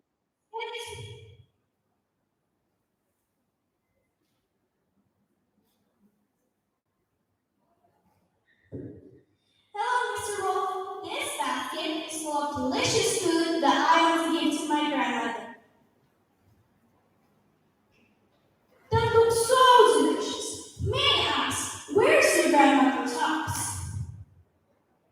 My grandmother's house is in behind of 3 large oak trees, Mr. Wolf. Why don't you give your grandmother a few of blueberries flower? I'm sure your granny will love them. Oh wow, I see so many blueberries flowers around here.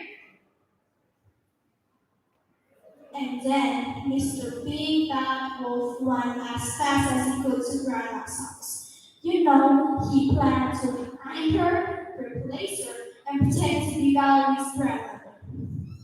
After Valerie finished collecting a few of Bluebear's flower, then she continued away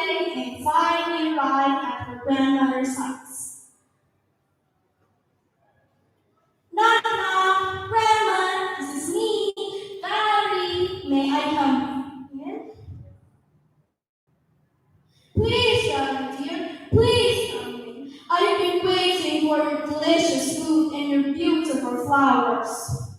Valerie was confused. How come her granny knows about the food and also the flowers? There's no internet, no WhatsApp, Instagram, or even Threads. Wait, did you guys tell her? You did? No? Hello, Grandma. How are you? Of course I'm well, dear. I miss you so much, and I can't wait to eat you. What? No, I mean I cannot wait to taste your beautiful I cannot wait to taste your delicious foods. But wait, Grandma, how did you know about all those things in my basket? And what happened to your eyes? They're bigger than usual. No way, Valerie. I'm British Pakistani. My eyes are big. No, my grandma is Chinese. And what happened to your teeth and those legs? They look like a wolf. I think I'm starting to feel ill. When the wolf was getting discovered by all the nonsense thing, then he attacked Valerie. Valerie screamed so loudly and tried to fight back, but her small body cannot resist the big wolf. And suddenly, Valerie's grandmother kicked the wardrobe door, the place where she was held captive by the wolf. I knew my granny would came in the right moment and fight you wicked wolf. You know, my grandma was one of the greatest enemy athletes. Then the wolf was pushed back and defeated. Then the wolf apologized to Valerie and Grandma, and they forgave the wolf's mistake, and he promised to be good and work so he could eat. Then Valerie and Grandmother asked the wolf to become the guardian of Grandma's house, and as a payment, he could eat as much as he wants. So, at the end. So, what's the moral of the story that we can get? Yes, you're right. We should obey our parents' rule and listen to their advice so it can save us from a bad situation that might happen in the future. My name is Sophia. See you next time.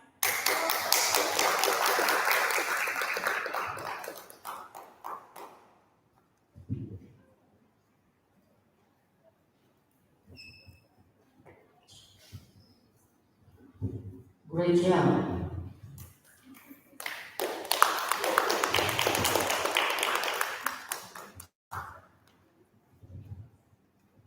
To all of the participants and judges, we sorry for the inconvenience due to technical problems.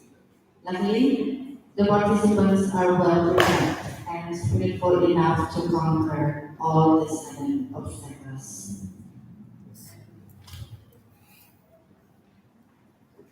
Alright, let's keep the excitement going.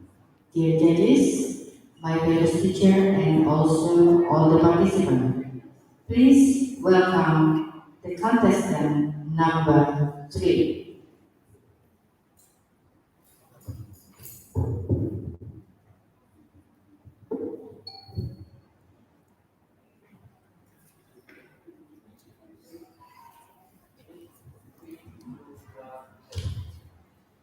Hello, judges and all the guests here. Let me introduce myself. My name is Felicia, and today I will tell you a story about Little Red Riding Hood. Are you ready to hear my story? Once upon a time, there was a sweet little girl called Little Red Riding Hood.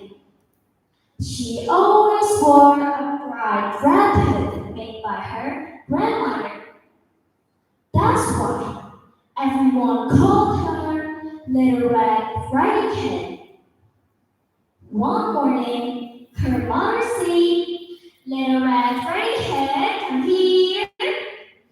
And Little Red Riding Hood answered, Yes, mother.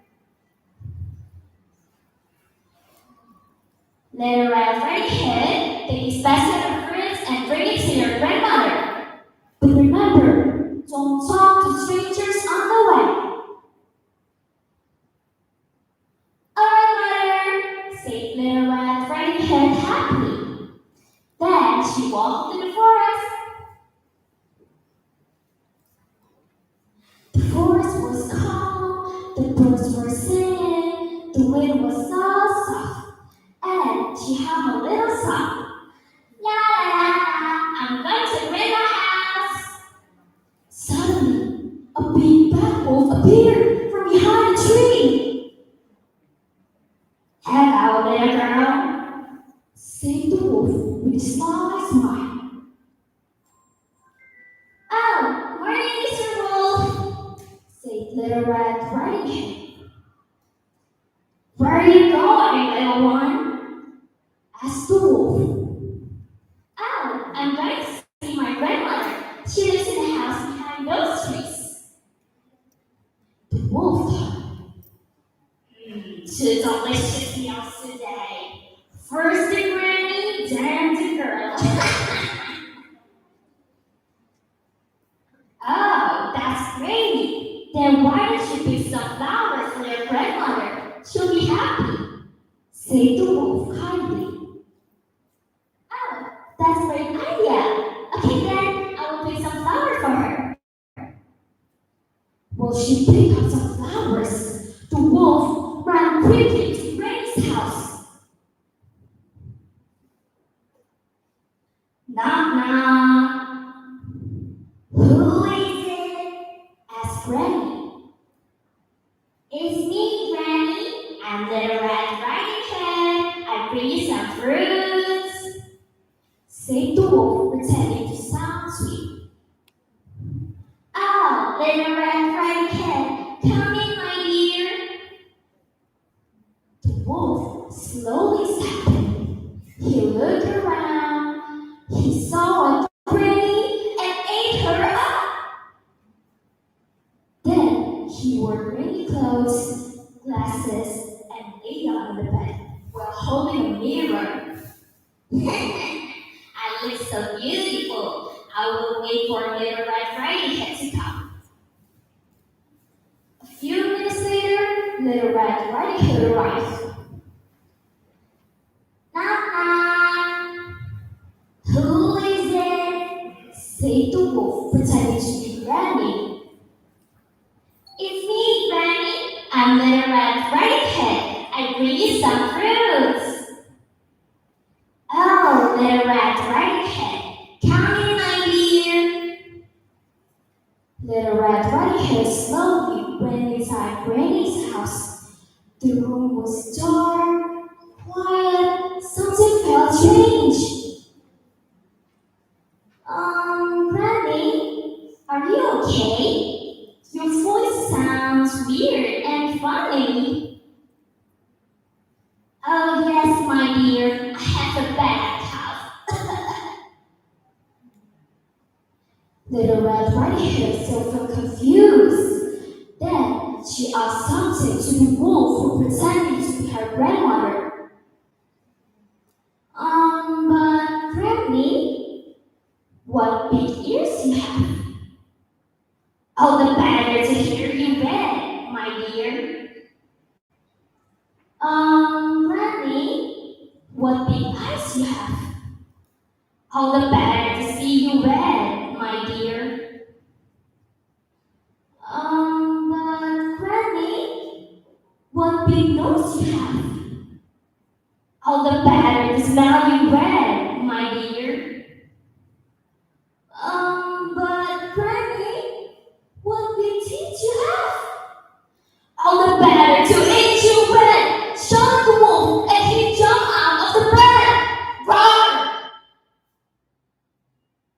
The wolf chased Little Red Riding Hood, and Little Red Riding Hood screamed loudly.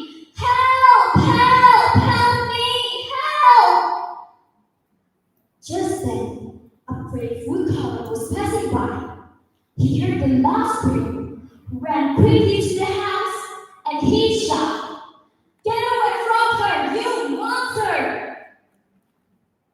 The brave woodcutter hit Wolf on the head. Bang! The wolf opened his mouth wide and Brady jumped out.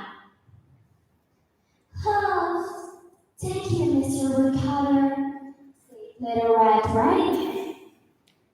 "Thank you, brave Woodcutter," said Granny. The wolf ran away to the forest and never came back again. From that day on, Little Red Riding Hood learned her lesson. She said, "I will never talk to strangers again." And Granny answered, "And always listen to your mother, my dear." And they all live happily ever after. The end. Thank you so much.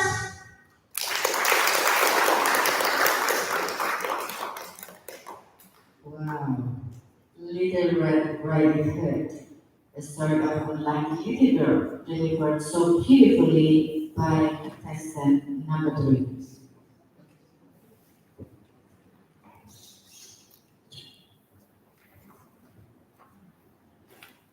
What will be the next interesting story? Are you curious? Yes.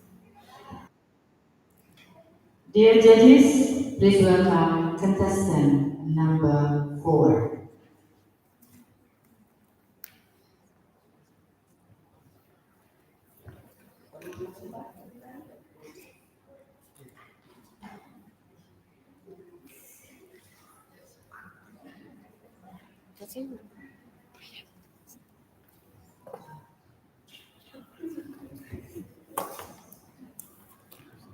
Check.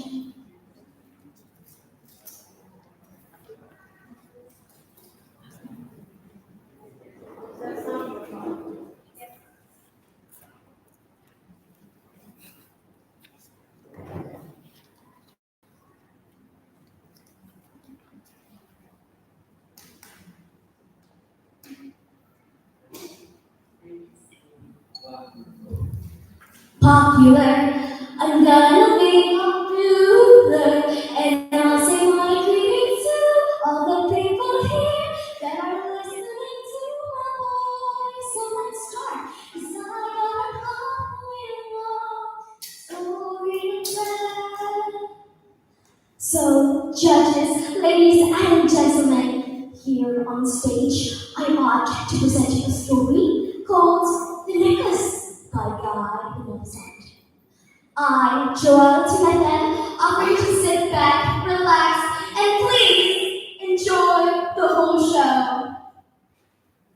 She was one of those pretty and charming girls before, but fate has thundered all over her into a family of artisans. Her name is Mathilde Boisel, married to a humble clerk. But every night she dreamed of crystal chandeliers, diamond necklaces, and elegant whiskers, calling her beautiful. But instead, she had suffered endlessly. She had suffered from the poorness of her house. She has no clothes, no jewelries, nothing. One evening, her husband came home holding a large envelope. "Look, Bethus, it is an invitation to Brandsburg the ministry." Instead of being delighted, as her husband hoped, he then threw the invitation to the table with disdain. But I have no chance," she cried. Her husband's smiles faded away, and after a long silence, he then asked, "Well, how much would it cost for us to the dress?" Then Mathilde whispered, hesitatingly, I think it's 400 francs." He went pale, but then agreed. The night of the ball drew nearer, but Mathilde, she seemed sad, uneasy, and anxious. But her dress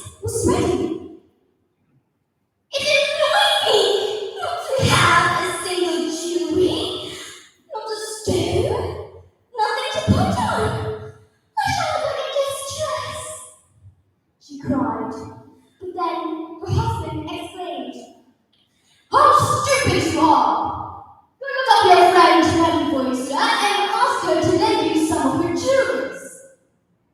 The next day, she visited Madam Boyster, who opened boxes of jewels for her. Then, in a satin case, she discovered a super diamond necklace. Could I have this one? Could I borrow just this one? Mathilde asked, trembling as she clasped the necklace on her neck.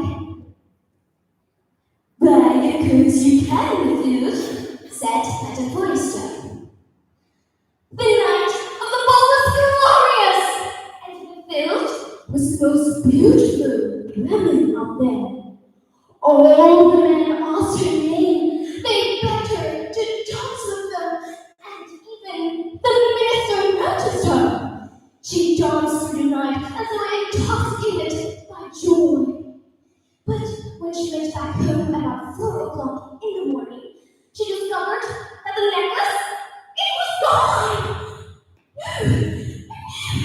My sister's necklace, it's gone! Her husband looked everywhere but found nothing at all. And so they went from jeweler to jeweler until they found the necklace sounded exactly like my Boyster. The price, $36,000. Loisel got $18,000 from his father, but the rest, he borrowed it, signing numerous notes and committing to the future of their lives. And so the Loisels started a new life, a life of poverty. Mathilde learned the hard labors of the poor, and her husband worked nights copying manuscripts for a few sous. At last, all was paid after 10 years of labor. But Mathilde was not beautiful anymore. One evening, while walking around Champs-Élysées, Mathilde saw a beautiful and beautiful woman. It's Madame Forrester. And so Mathilde approached her. Good day, Jane. Her friend jumped, startled. Oh, sorry, madame. I do not know you. It is I, Loisel. Madame Forrester was shocked. Oh my, Mathilde, how you are changed. Yes. So, you remember the diamond necklace I bought from you? But I lost it. We had to replace it. For years, my husband and I worked hard to pay the debt. Then, Madame Forrester seized her hands and moved it. Oh, my Mathilde! But mine was only imitation. It was at most 500 francs. And so, ladies and gentlemen, Mathilde Loisel might be wrong, but she had stumbled upon one truth that lives within us all, is that we too hunger for more, mistaking luxury for happiness. Remember that true wealth isn't found within glittering jewelers or diamonds, but in gratitude. And so, it is my gratitude to say thank you to all of you for listening to my story. I, Joelle Smith, will retreat from the stage. Thank you! What a great performance. So energy and life. I'm inspired by the performance. Combining the story with a song related makes the performance more exciting. Well, let's continue our excitement today. Dear judges, our fellow teacher, and all the participants, Ini please welcome ini sih 5. the contestant number 5.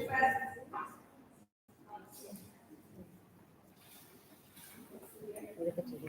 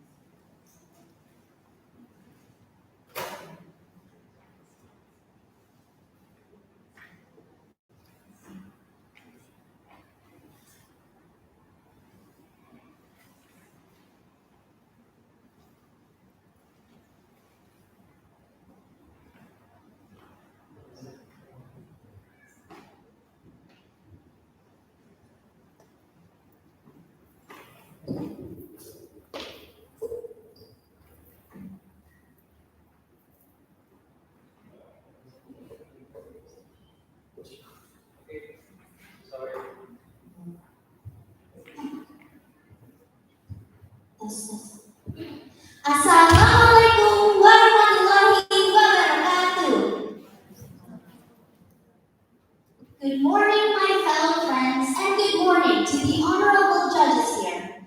My name is Farr, and I am so grateful and honored to be here today. Firstly, let me ask you guys something. Are you guys familiar with the title Aladdin and the Magic Lamp? Well, I'm sure you are, because today I'm going to be telling you exactly that. So it all started on a dark night when an ambitious and greedy sorcerer named Jafar discovered enchanted secrets within an old lamp.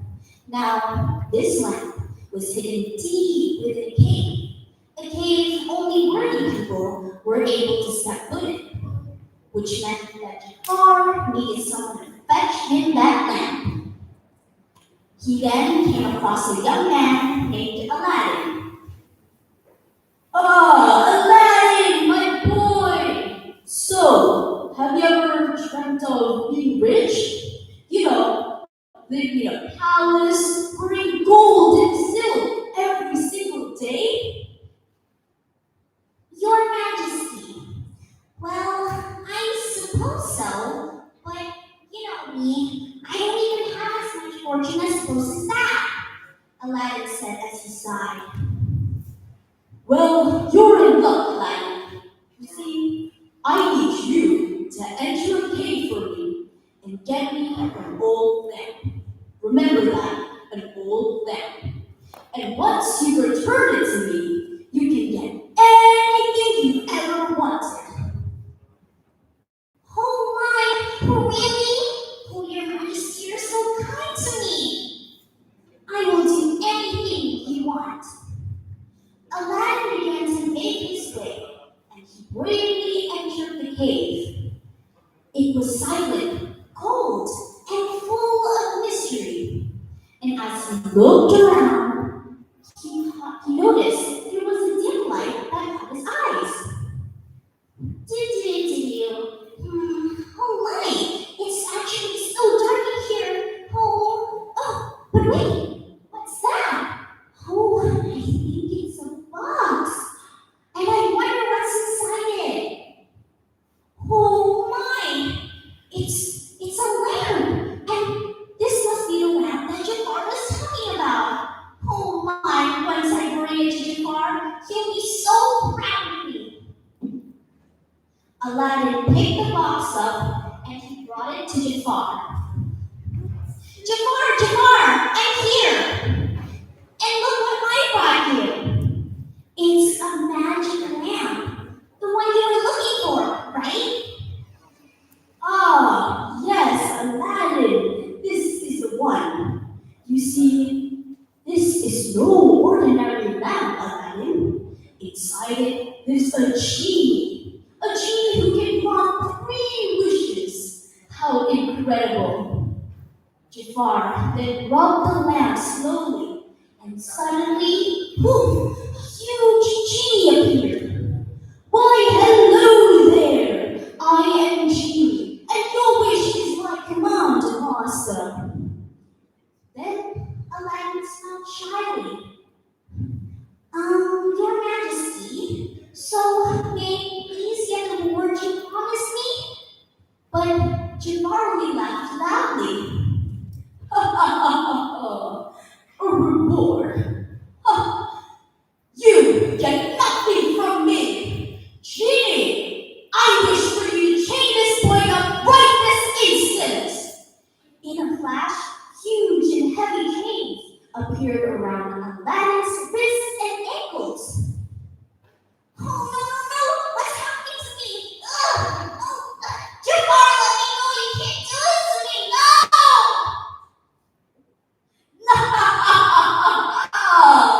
How foolish you are, little boy!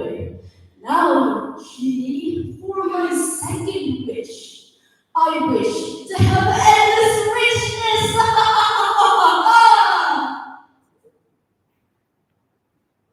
Your wish is my command, Master, and now you may open the box.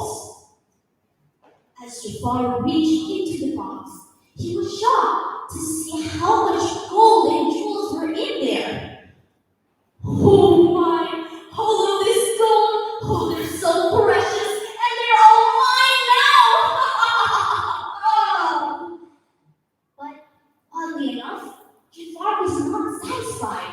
and his pain only grew stronger.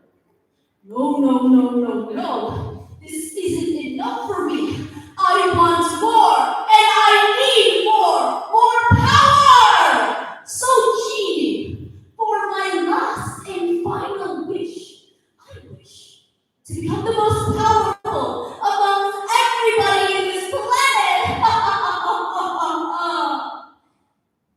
And the genie could only follow his instructions. Oh, Master, are you sure? If you wish to become the most powerful, you must become a genie like me. So then, red smoke started to swirl around Jafar, and he began to scream. No, no, no! Wait! What's happening? Oh, genie, this isn't what I meant to wish for! I'm sorry! Oh, please! Then, whoosh! Jafar was sucked into the lamp, which disappeared and was never to be seen again. So in the end, Aladdin and the genie lived their own lives happily ever after. The end. So the moral of the story here is that we should consider things carefully and use our opportunities wisely. Thank you so much for listening. I hope you enjoyed the story. I'm Farah, and I'll see you guys next time. Bye-bye. Wassalamualaikum warahmatullahi wabarakatuh.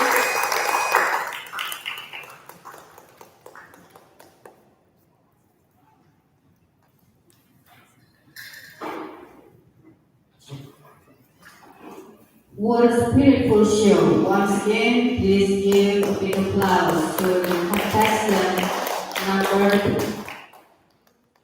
5. Well, for a moment, we flew to the Middle East to see a magic land. Where will we travel after this? So curious?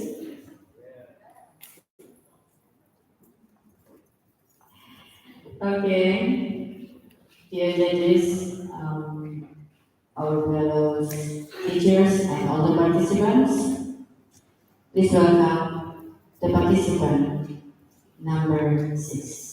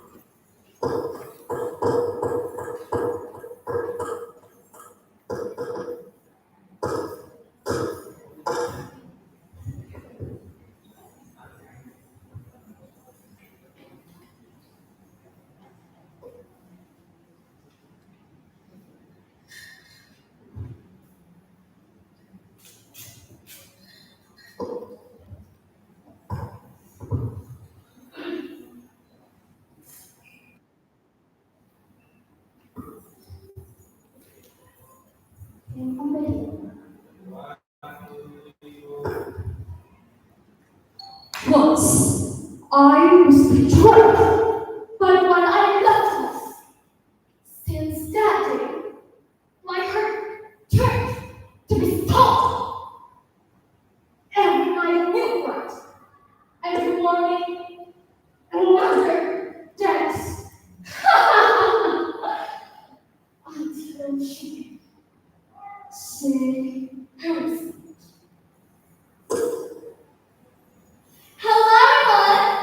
How are you today? I hope you're all doing great. And where do you realize? In every kingdom, there are stories. Stories of kings and queens, of sorrow and hope. But along one thing just brighter than the rest. My name is Lady Anya, and now I will share with you a story about Sarah Harrison, the woman who set herself with stories. So, here we go. Long ago, there was some mighty king named Shah. He was so powerful, but he was so cruel.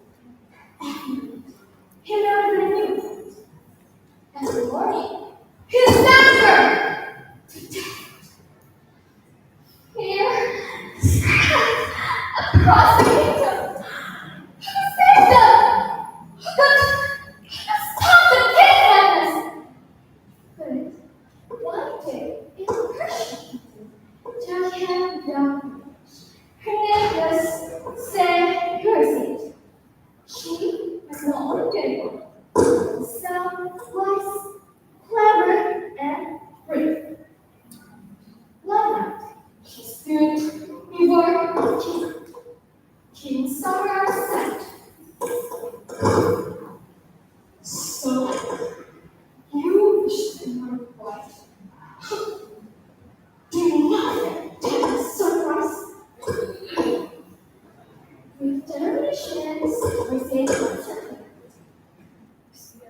My king, life is full of you. For me, then is only a danger of the sea." King Summer heard and answered, "Your first I request, Sarah said, come closer." Slowly, Sarah said took her step closer. When the house around, she asked, let me give you a present to keep first sight. What person? She's great. I will tell the story while you're in the don't mind. To keep first neighbor, hers. And so she went to everything. On the first night, her voice flowed like wings. Once there was a fisherman who cast his net into the sea and pulled on the shark's river. When all the ingredients, but how can a giant birds from summers of interest became little closer and massive? And then, what happened next? She answered, okay. You must take. Here's snow. You must let me absorb. Night after night, she would say whole stories of sailors, of kings, of thieves, of vigilance, and many more. Good. Every time, she left until unfinished. And not one was easy for her. There were times when it came with impassion, with anger in his voice. He found her coming. Thursday, in one of his kids. Why should I let you do nothing?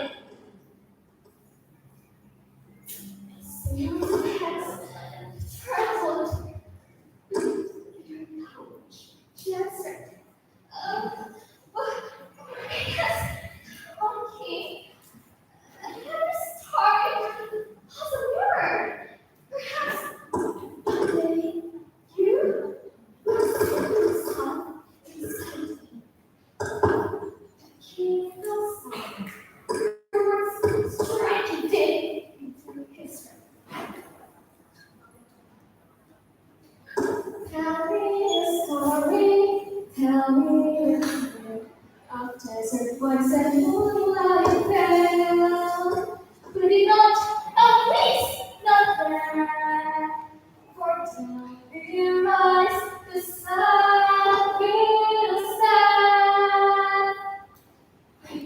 The king, who was trusted for a woman, now waited for each witness. Day, story, history, slowly and change. With wonder, he asked it. So said, why do you promise mistakes? She was next. Because, like you, always say, and I also kindness, always say, and love. For the first time in years, the king's heart trembled. And so, after 1,001 nights, Sakura no longer stops symbolizing as a prisoner, but as his king. Courage had to knowledge his courage. The courage had to say, not only yourself, but all the women of the kingdom. And this is why you remember her, not as a victim, but as a storyteller. A woman whose words were sharper than swords, and whose spells saved lives. My name is Lavina Daniel, and now I am celebrating. Thank you for listening.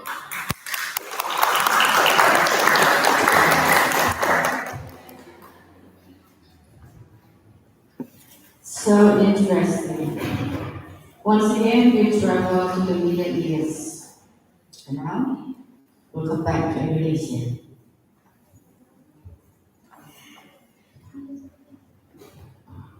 Dear judges and all the audiences, now it's the turn for the contestant number H. Number 7, okay.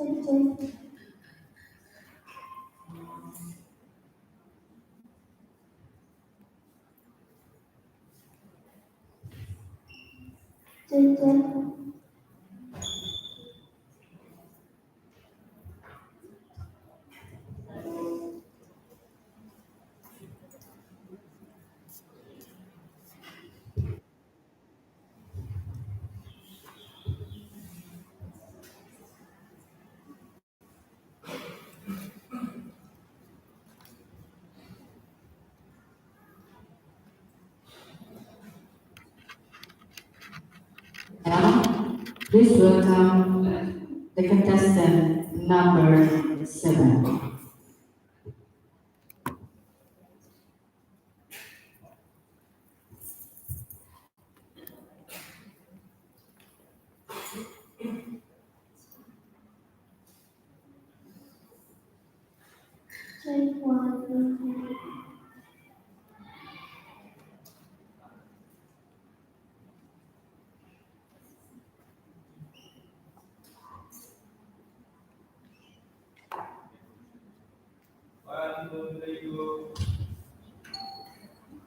I can show you the world, shining, shimmering, splendid.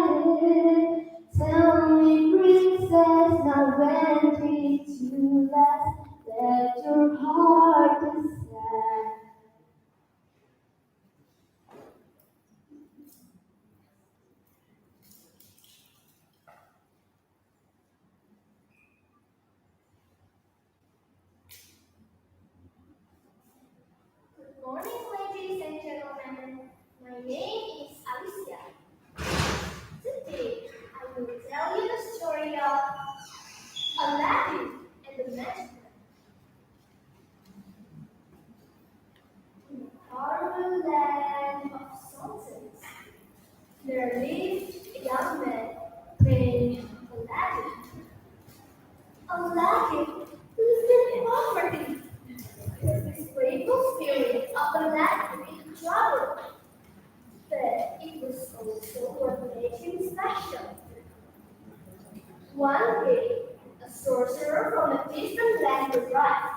and saw Aladdin's new spirit.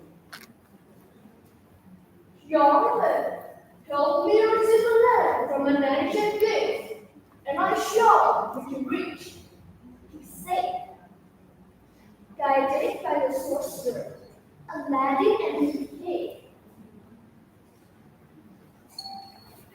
He found the letter, but upon seeing it, he hesitated. Why does such a powerful sorcerer seek this so bad?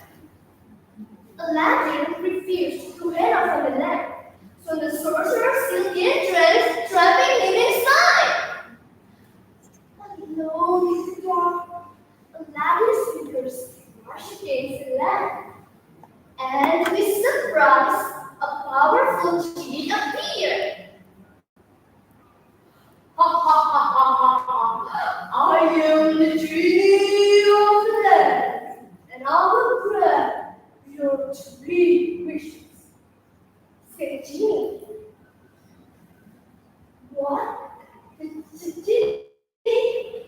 Then I will escape this cave! Aladdin escaped with a nod from the genie. They were wrong in the other. Whoosh!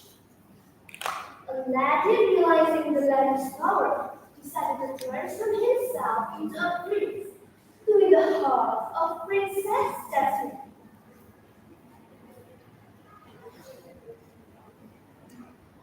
I am Prince Ali, and I have journeyed far and wide, seeking the heart of Princess Jasmine. He introduced himself to the princess. Princess Jasmine found herself childish. Oh, there's something different about you, Prince Ali. You speak of adventures, yet your eyes tell stories of kindness, she said. However, the sorcerer, learning of Aladdin's escape, deceitfully claimed the land.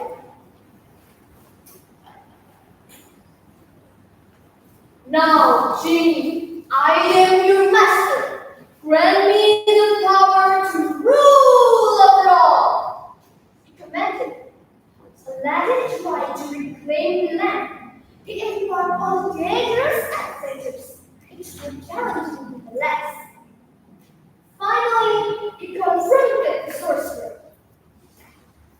Your reign of terror ends now. You have underestimated the power of courage and wit. After defeating the sorcerer and reclaiming the land, Aladdin freed the genie. I am free, said the genie. The Sultan, witnessing Aladdin's bravery and wisdom, lived. You have prospered me home, not by magic, but by courage and heart. You shall marry my child. Finally, Aladdin's and Jasmine's story was marked by wisdom, love, and courage. A whole new world, a new fantastic point of view. No one to tell us what or where to go, or say we're lonely dreaming. A whole new world, a dazzling place I never knew. The great unknown here, it's crystal clear that I'm in the whole new world with you. Thank you for listening to my story. I hope all of you enjoyed it.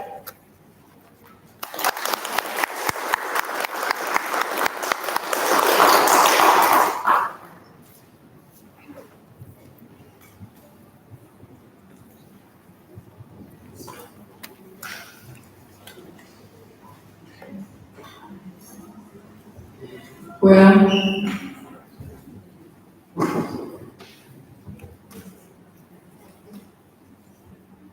What a great performance.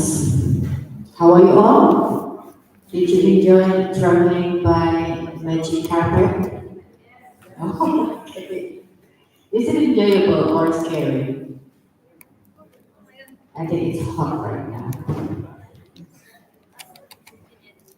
Today, judges, we would like to know whether you can hear the voice of the contestant clearly or not.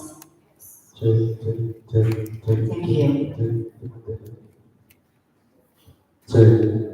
you.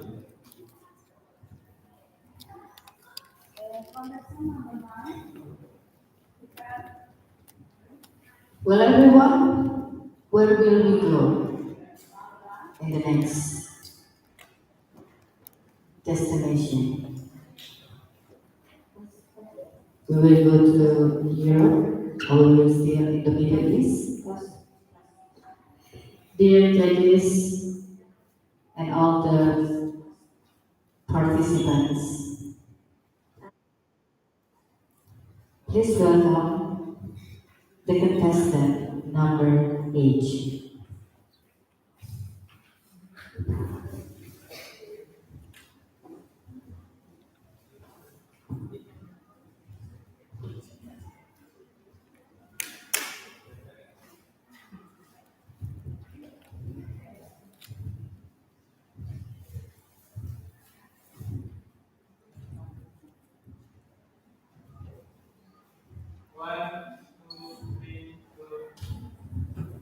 Good morning, honorable judges, respected teachers, and audiences.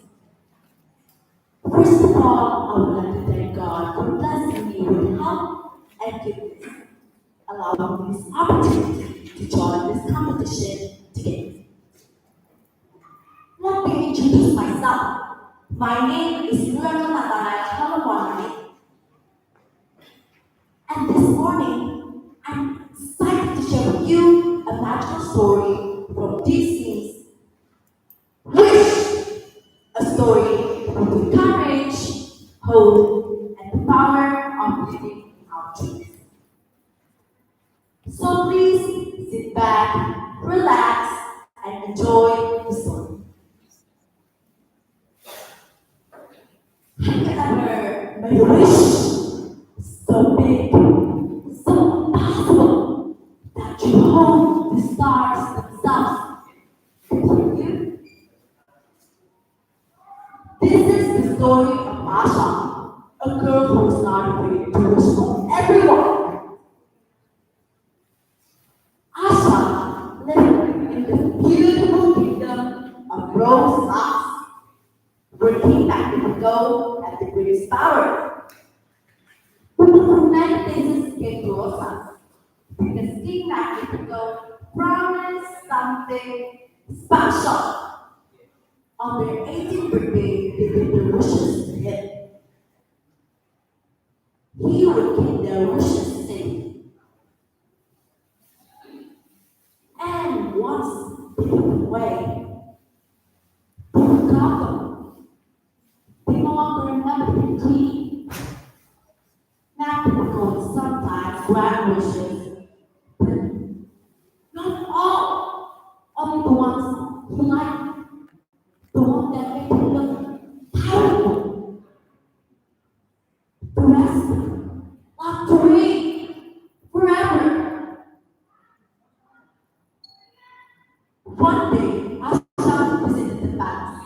She wanted to be the king's actress. But when she asked about her grandmother's wish, Magnifico told her the truth.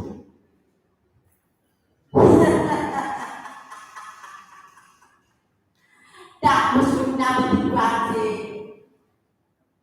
Asha saw proof. Her grandmother had carried that dream his whole life.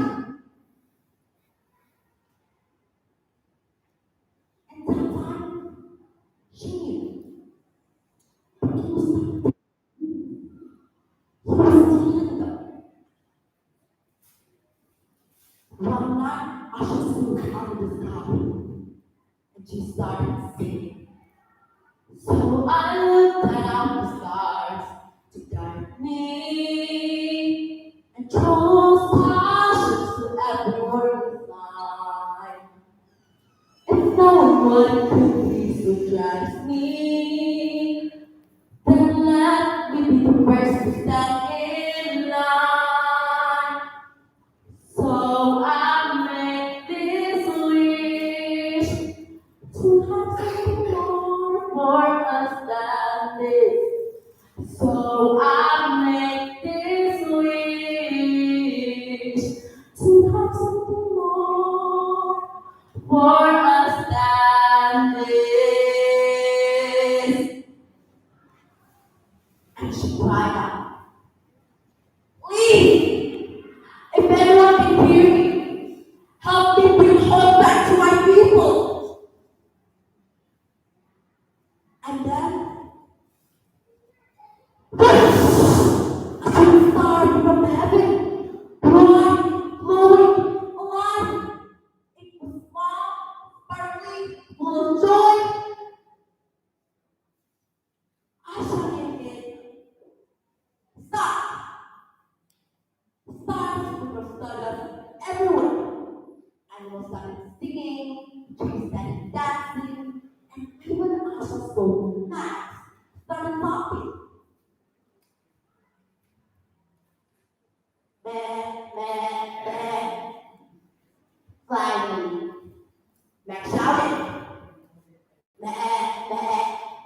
I've been waiting years to say something.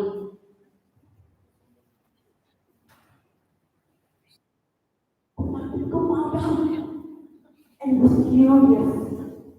It was darker and darker. He wanted to catch the star and do this magic for himself. Asha was afraid, but she made a choice. She told the people of God, "This is not only belong to a king, they also belong to us." Words give them courage. The people began to remember their own wishes. And for the first time, hope shined again. And the final battle came. Like the crystal magic wheel in the sky, with ashes grew brightly. Starlight grew brighter and brighter, and finally, crack! The personal shattered. Every dream flew back to the hearts that made them. Asha's grandmother, her friends, her whole kingdom. They remembered their dreams, and they were free. And we learned something important. We believe in your wish and fight for it with kindness and courage. You always carry magic to make it real. So tonight, when we look up at the stars, remember Asha's story. And maybe one of those stars is waiting for your wish. Well, that's all for me. Thank you for your kind attention.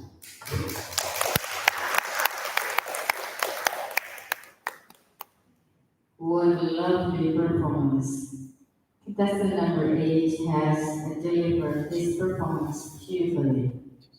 Once more, please give applause to the contestant number 8.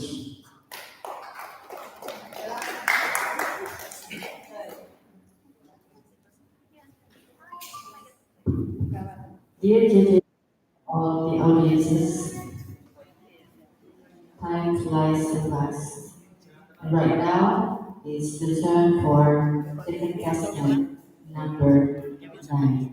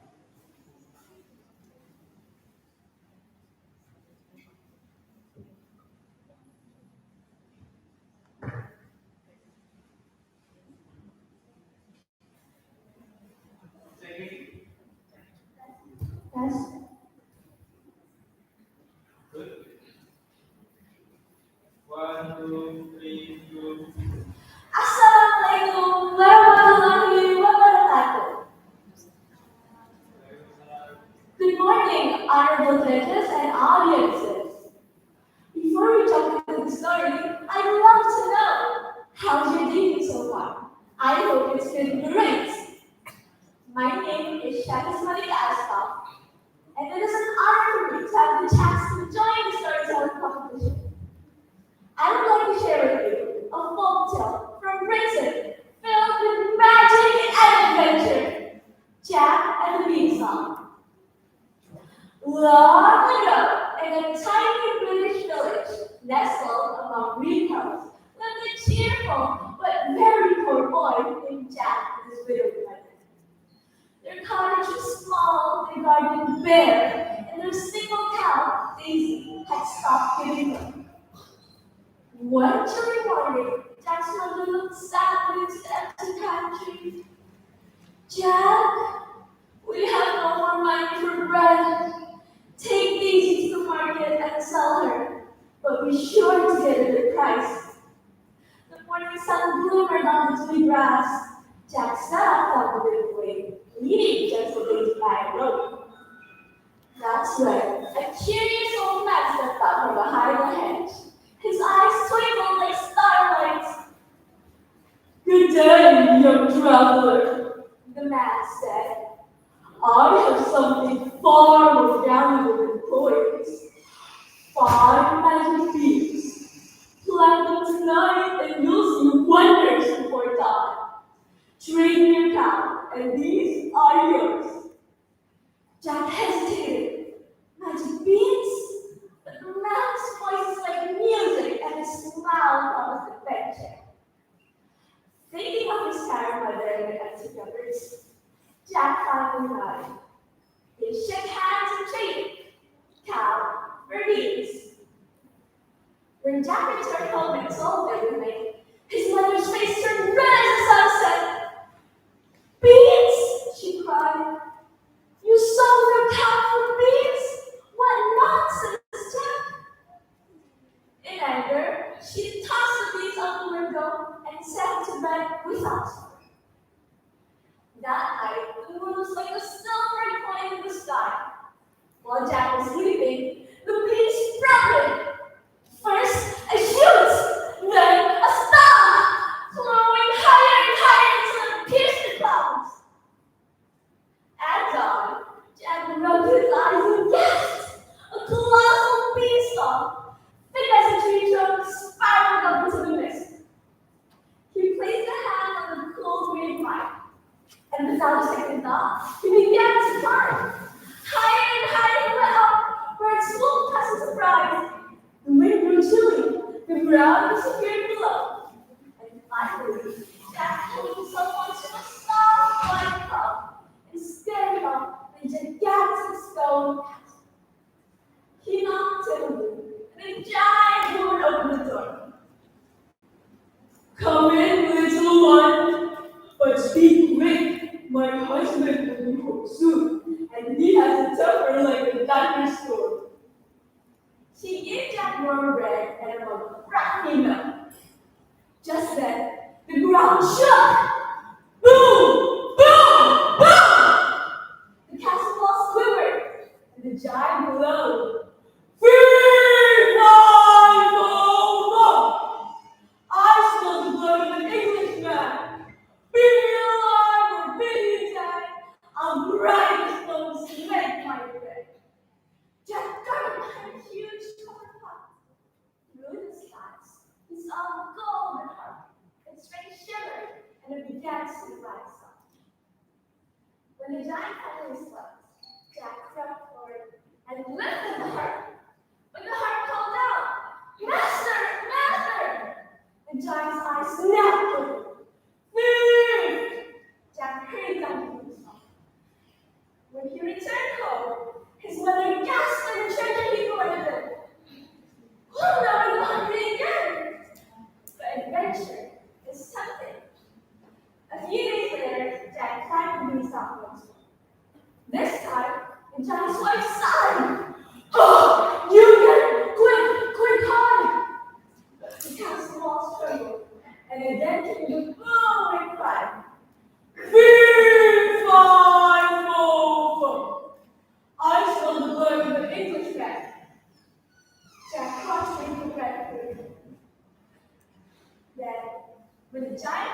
Jack saw golden hen that laid a pure shining gold egg. With his heart pounding, Jack scooped up the hen and hurried down the beanstalk. But then the hen called out, "Ah! Ah!" The giant's eyes snapped open again. Thief! This time, the giant almost caught him. Jack ran, the giant pounding after him. Each footstep felt like a drum of doom. Down the twisting beanstalk Jack stood, leaves sweeping in his face. Above him, the giant covered in furious pursuit. "Mother, bring the axe!" Jack shouted. His mother rushed out, eyes wide. Chop! One blow. Chop! Two. The beanstalk shuddered, tilted, and with a thunderous crash, the giant tumbled from the clouds, never to rise again. The golden hen laid eggs of endless wealth, the singing harp and the coming of music, and Jack and his mother lived in comfort and joy. And that, dear James, is the tale of Jack and the Beanstalk. It reminds us that courage begins with a single daring cut, but wisdom begins when you don't stop and value what we have. So, when life offers you a chance to climb higher, take it bravely, but always climb high, not just a climb. Thank you for your attention. Wassalamualaikum warahmatullahi wabarakatuh.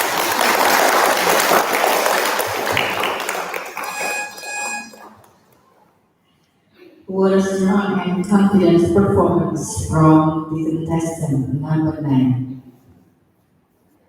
Actually, learning moral values sometimes can be done or can be achieved when we read some fiction.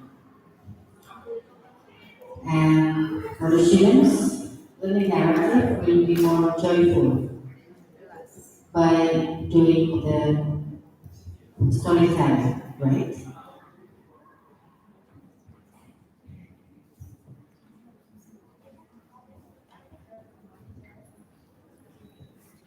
Dear judges and all the audience, now is the turn for the last contestant of the storytelling.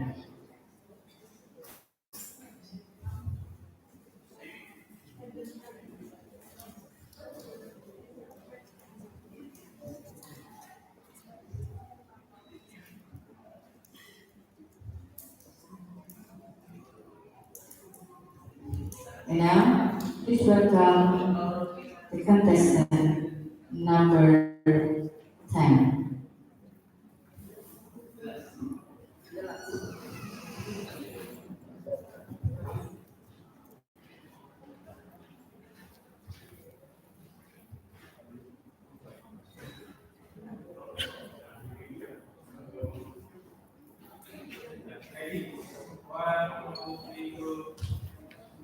Good morning, everyone.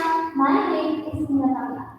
I would like to play that story today about the princess and the frog. It is a journey of self-discovery, love, and magic. Story begins with a young girl named Flo, who had a dream that she and her father shared. Open up the restaurant and serve delicious food. Years passed, nor wrote the popular young woman who was determined to make it a reality. She, however, had no time for fun, no time for love, and certainly no time for self-care. Meanwhile, the caravan was far away in the arrived in the city.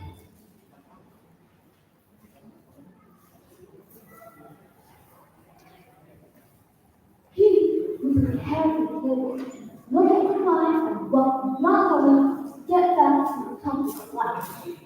Soon he met a blue witch. Dr. Sylvia just out. Sylvia convinced his father to come.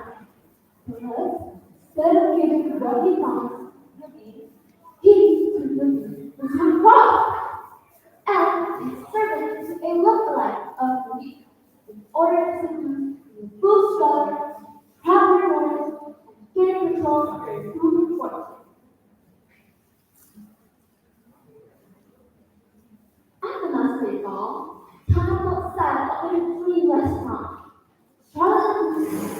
the pavement and tried to throw the water down. Instead of having fun at the party, she settled on the bottom, which must have her dreams come true. Suddenly, a frog hopped on the bottom.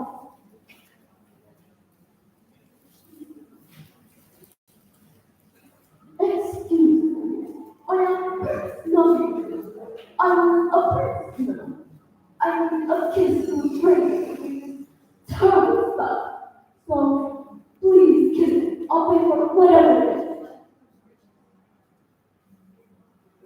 Wait a minute, you're a talking frog, and you think I'm a princess?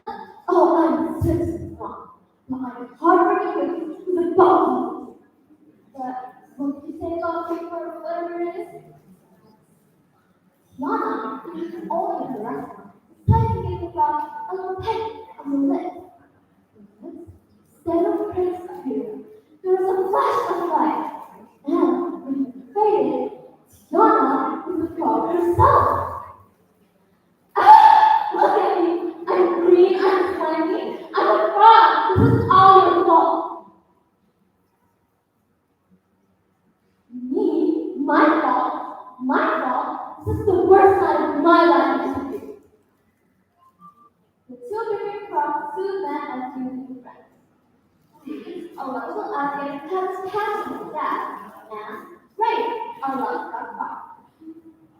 They tried to find a wise old blue princess named Mama Odie.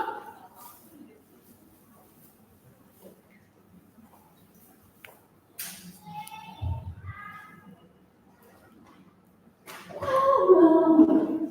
Seems that there's too many topics with big problems. And one got a whole lot of wanted, but no, no help.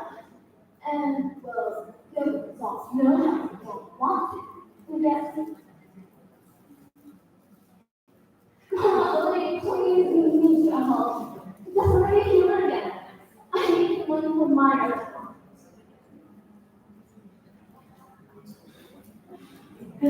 Oh, that's right, Mama. We simply need to acquire a nurse.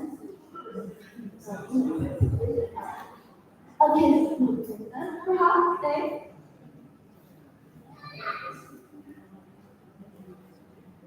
Now, what's going to do is that for you to share kiss or look, you need to find out truly needed life, not what you just want. After journey, our crocodile gets alone. But it's certainly Dr. Cecilia spotted it. Scylla's frogs entered. Cecilia quickly captured him, and Tiana managed to grab Cecilia. Snatched tough magic off of his hand.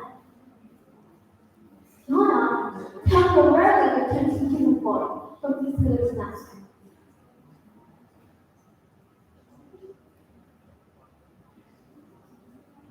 Oh, there you are, my princess.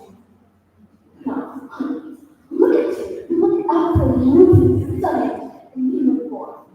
Look at this place. Is this all that you ever wanted? What do you want? Tiana asked. Simply, darling. All I want is for you. Give me back my cup. No, Tiana, don't do it. Tiana didn't answer. She suddenly threw Tiana onto the ground. And then, having grateful, crushed it with a sickening crack. Priscilla screamed in agony as the shabby creature reached out with long, startling fingers, pulling it down. The last note was in his scream face as the portal closed, final echoing boom! Donna and Eve flashed across together, and as he kissed, something incredible happened. His mom, the princess, and prince, the brother, a king, and a queen. Finally, finally, we went back to New Orleans. We opened up Pure Pub. Finest restaurant in all the land. They have everything to do. And more, because they have found that we truly live. The end.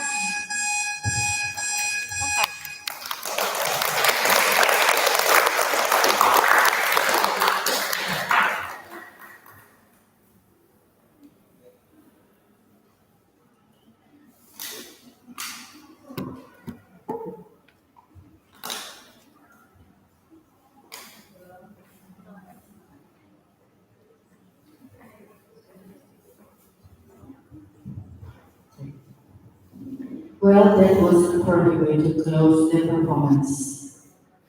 More and more talent and confidence from all of the participants today. Once more, let's give them all a huge round of applause.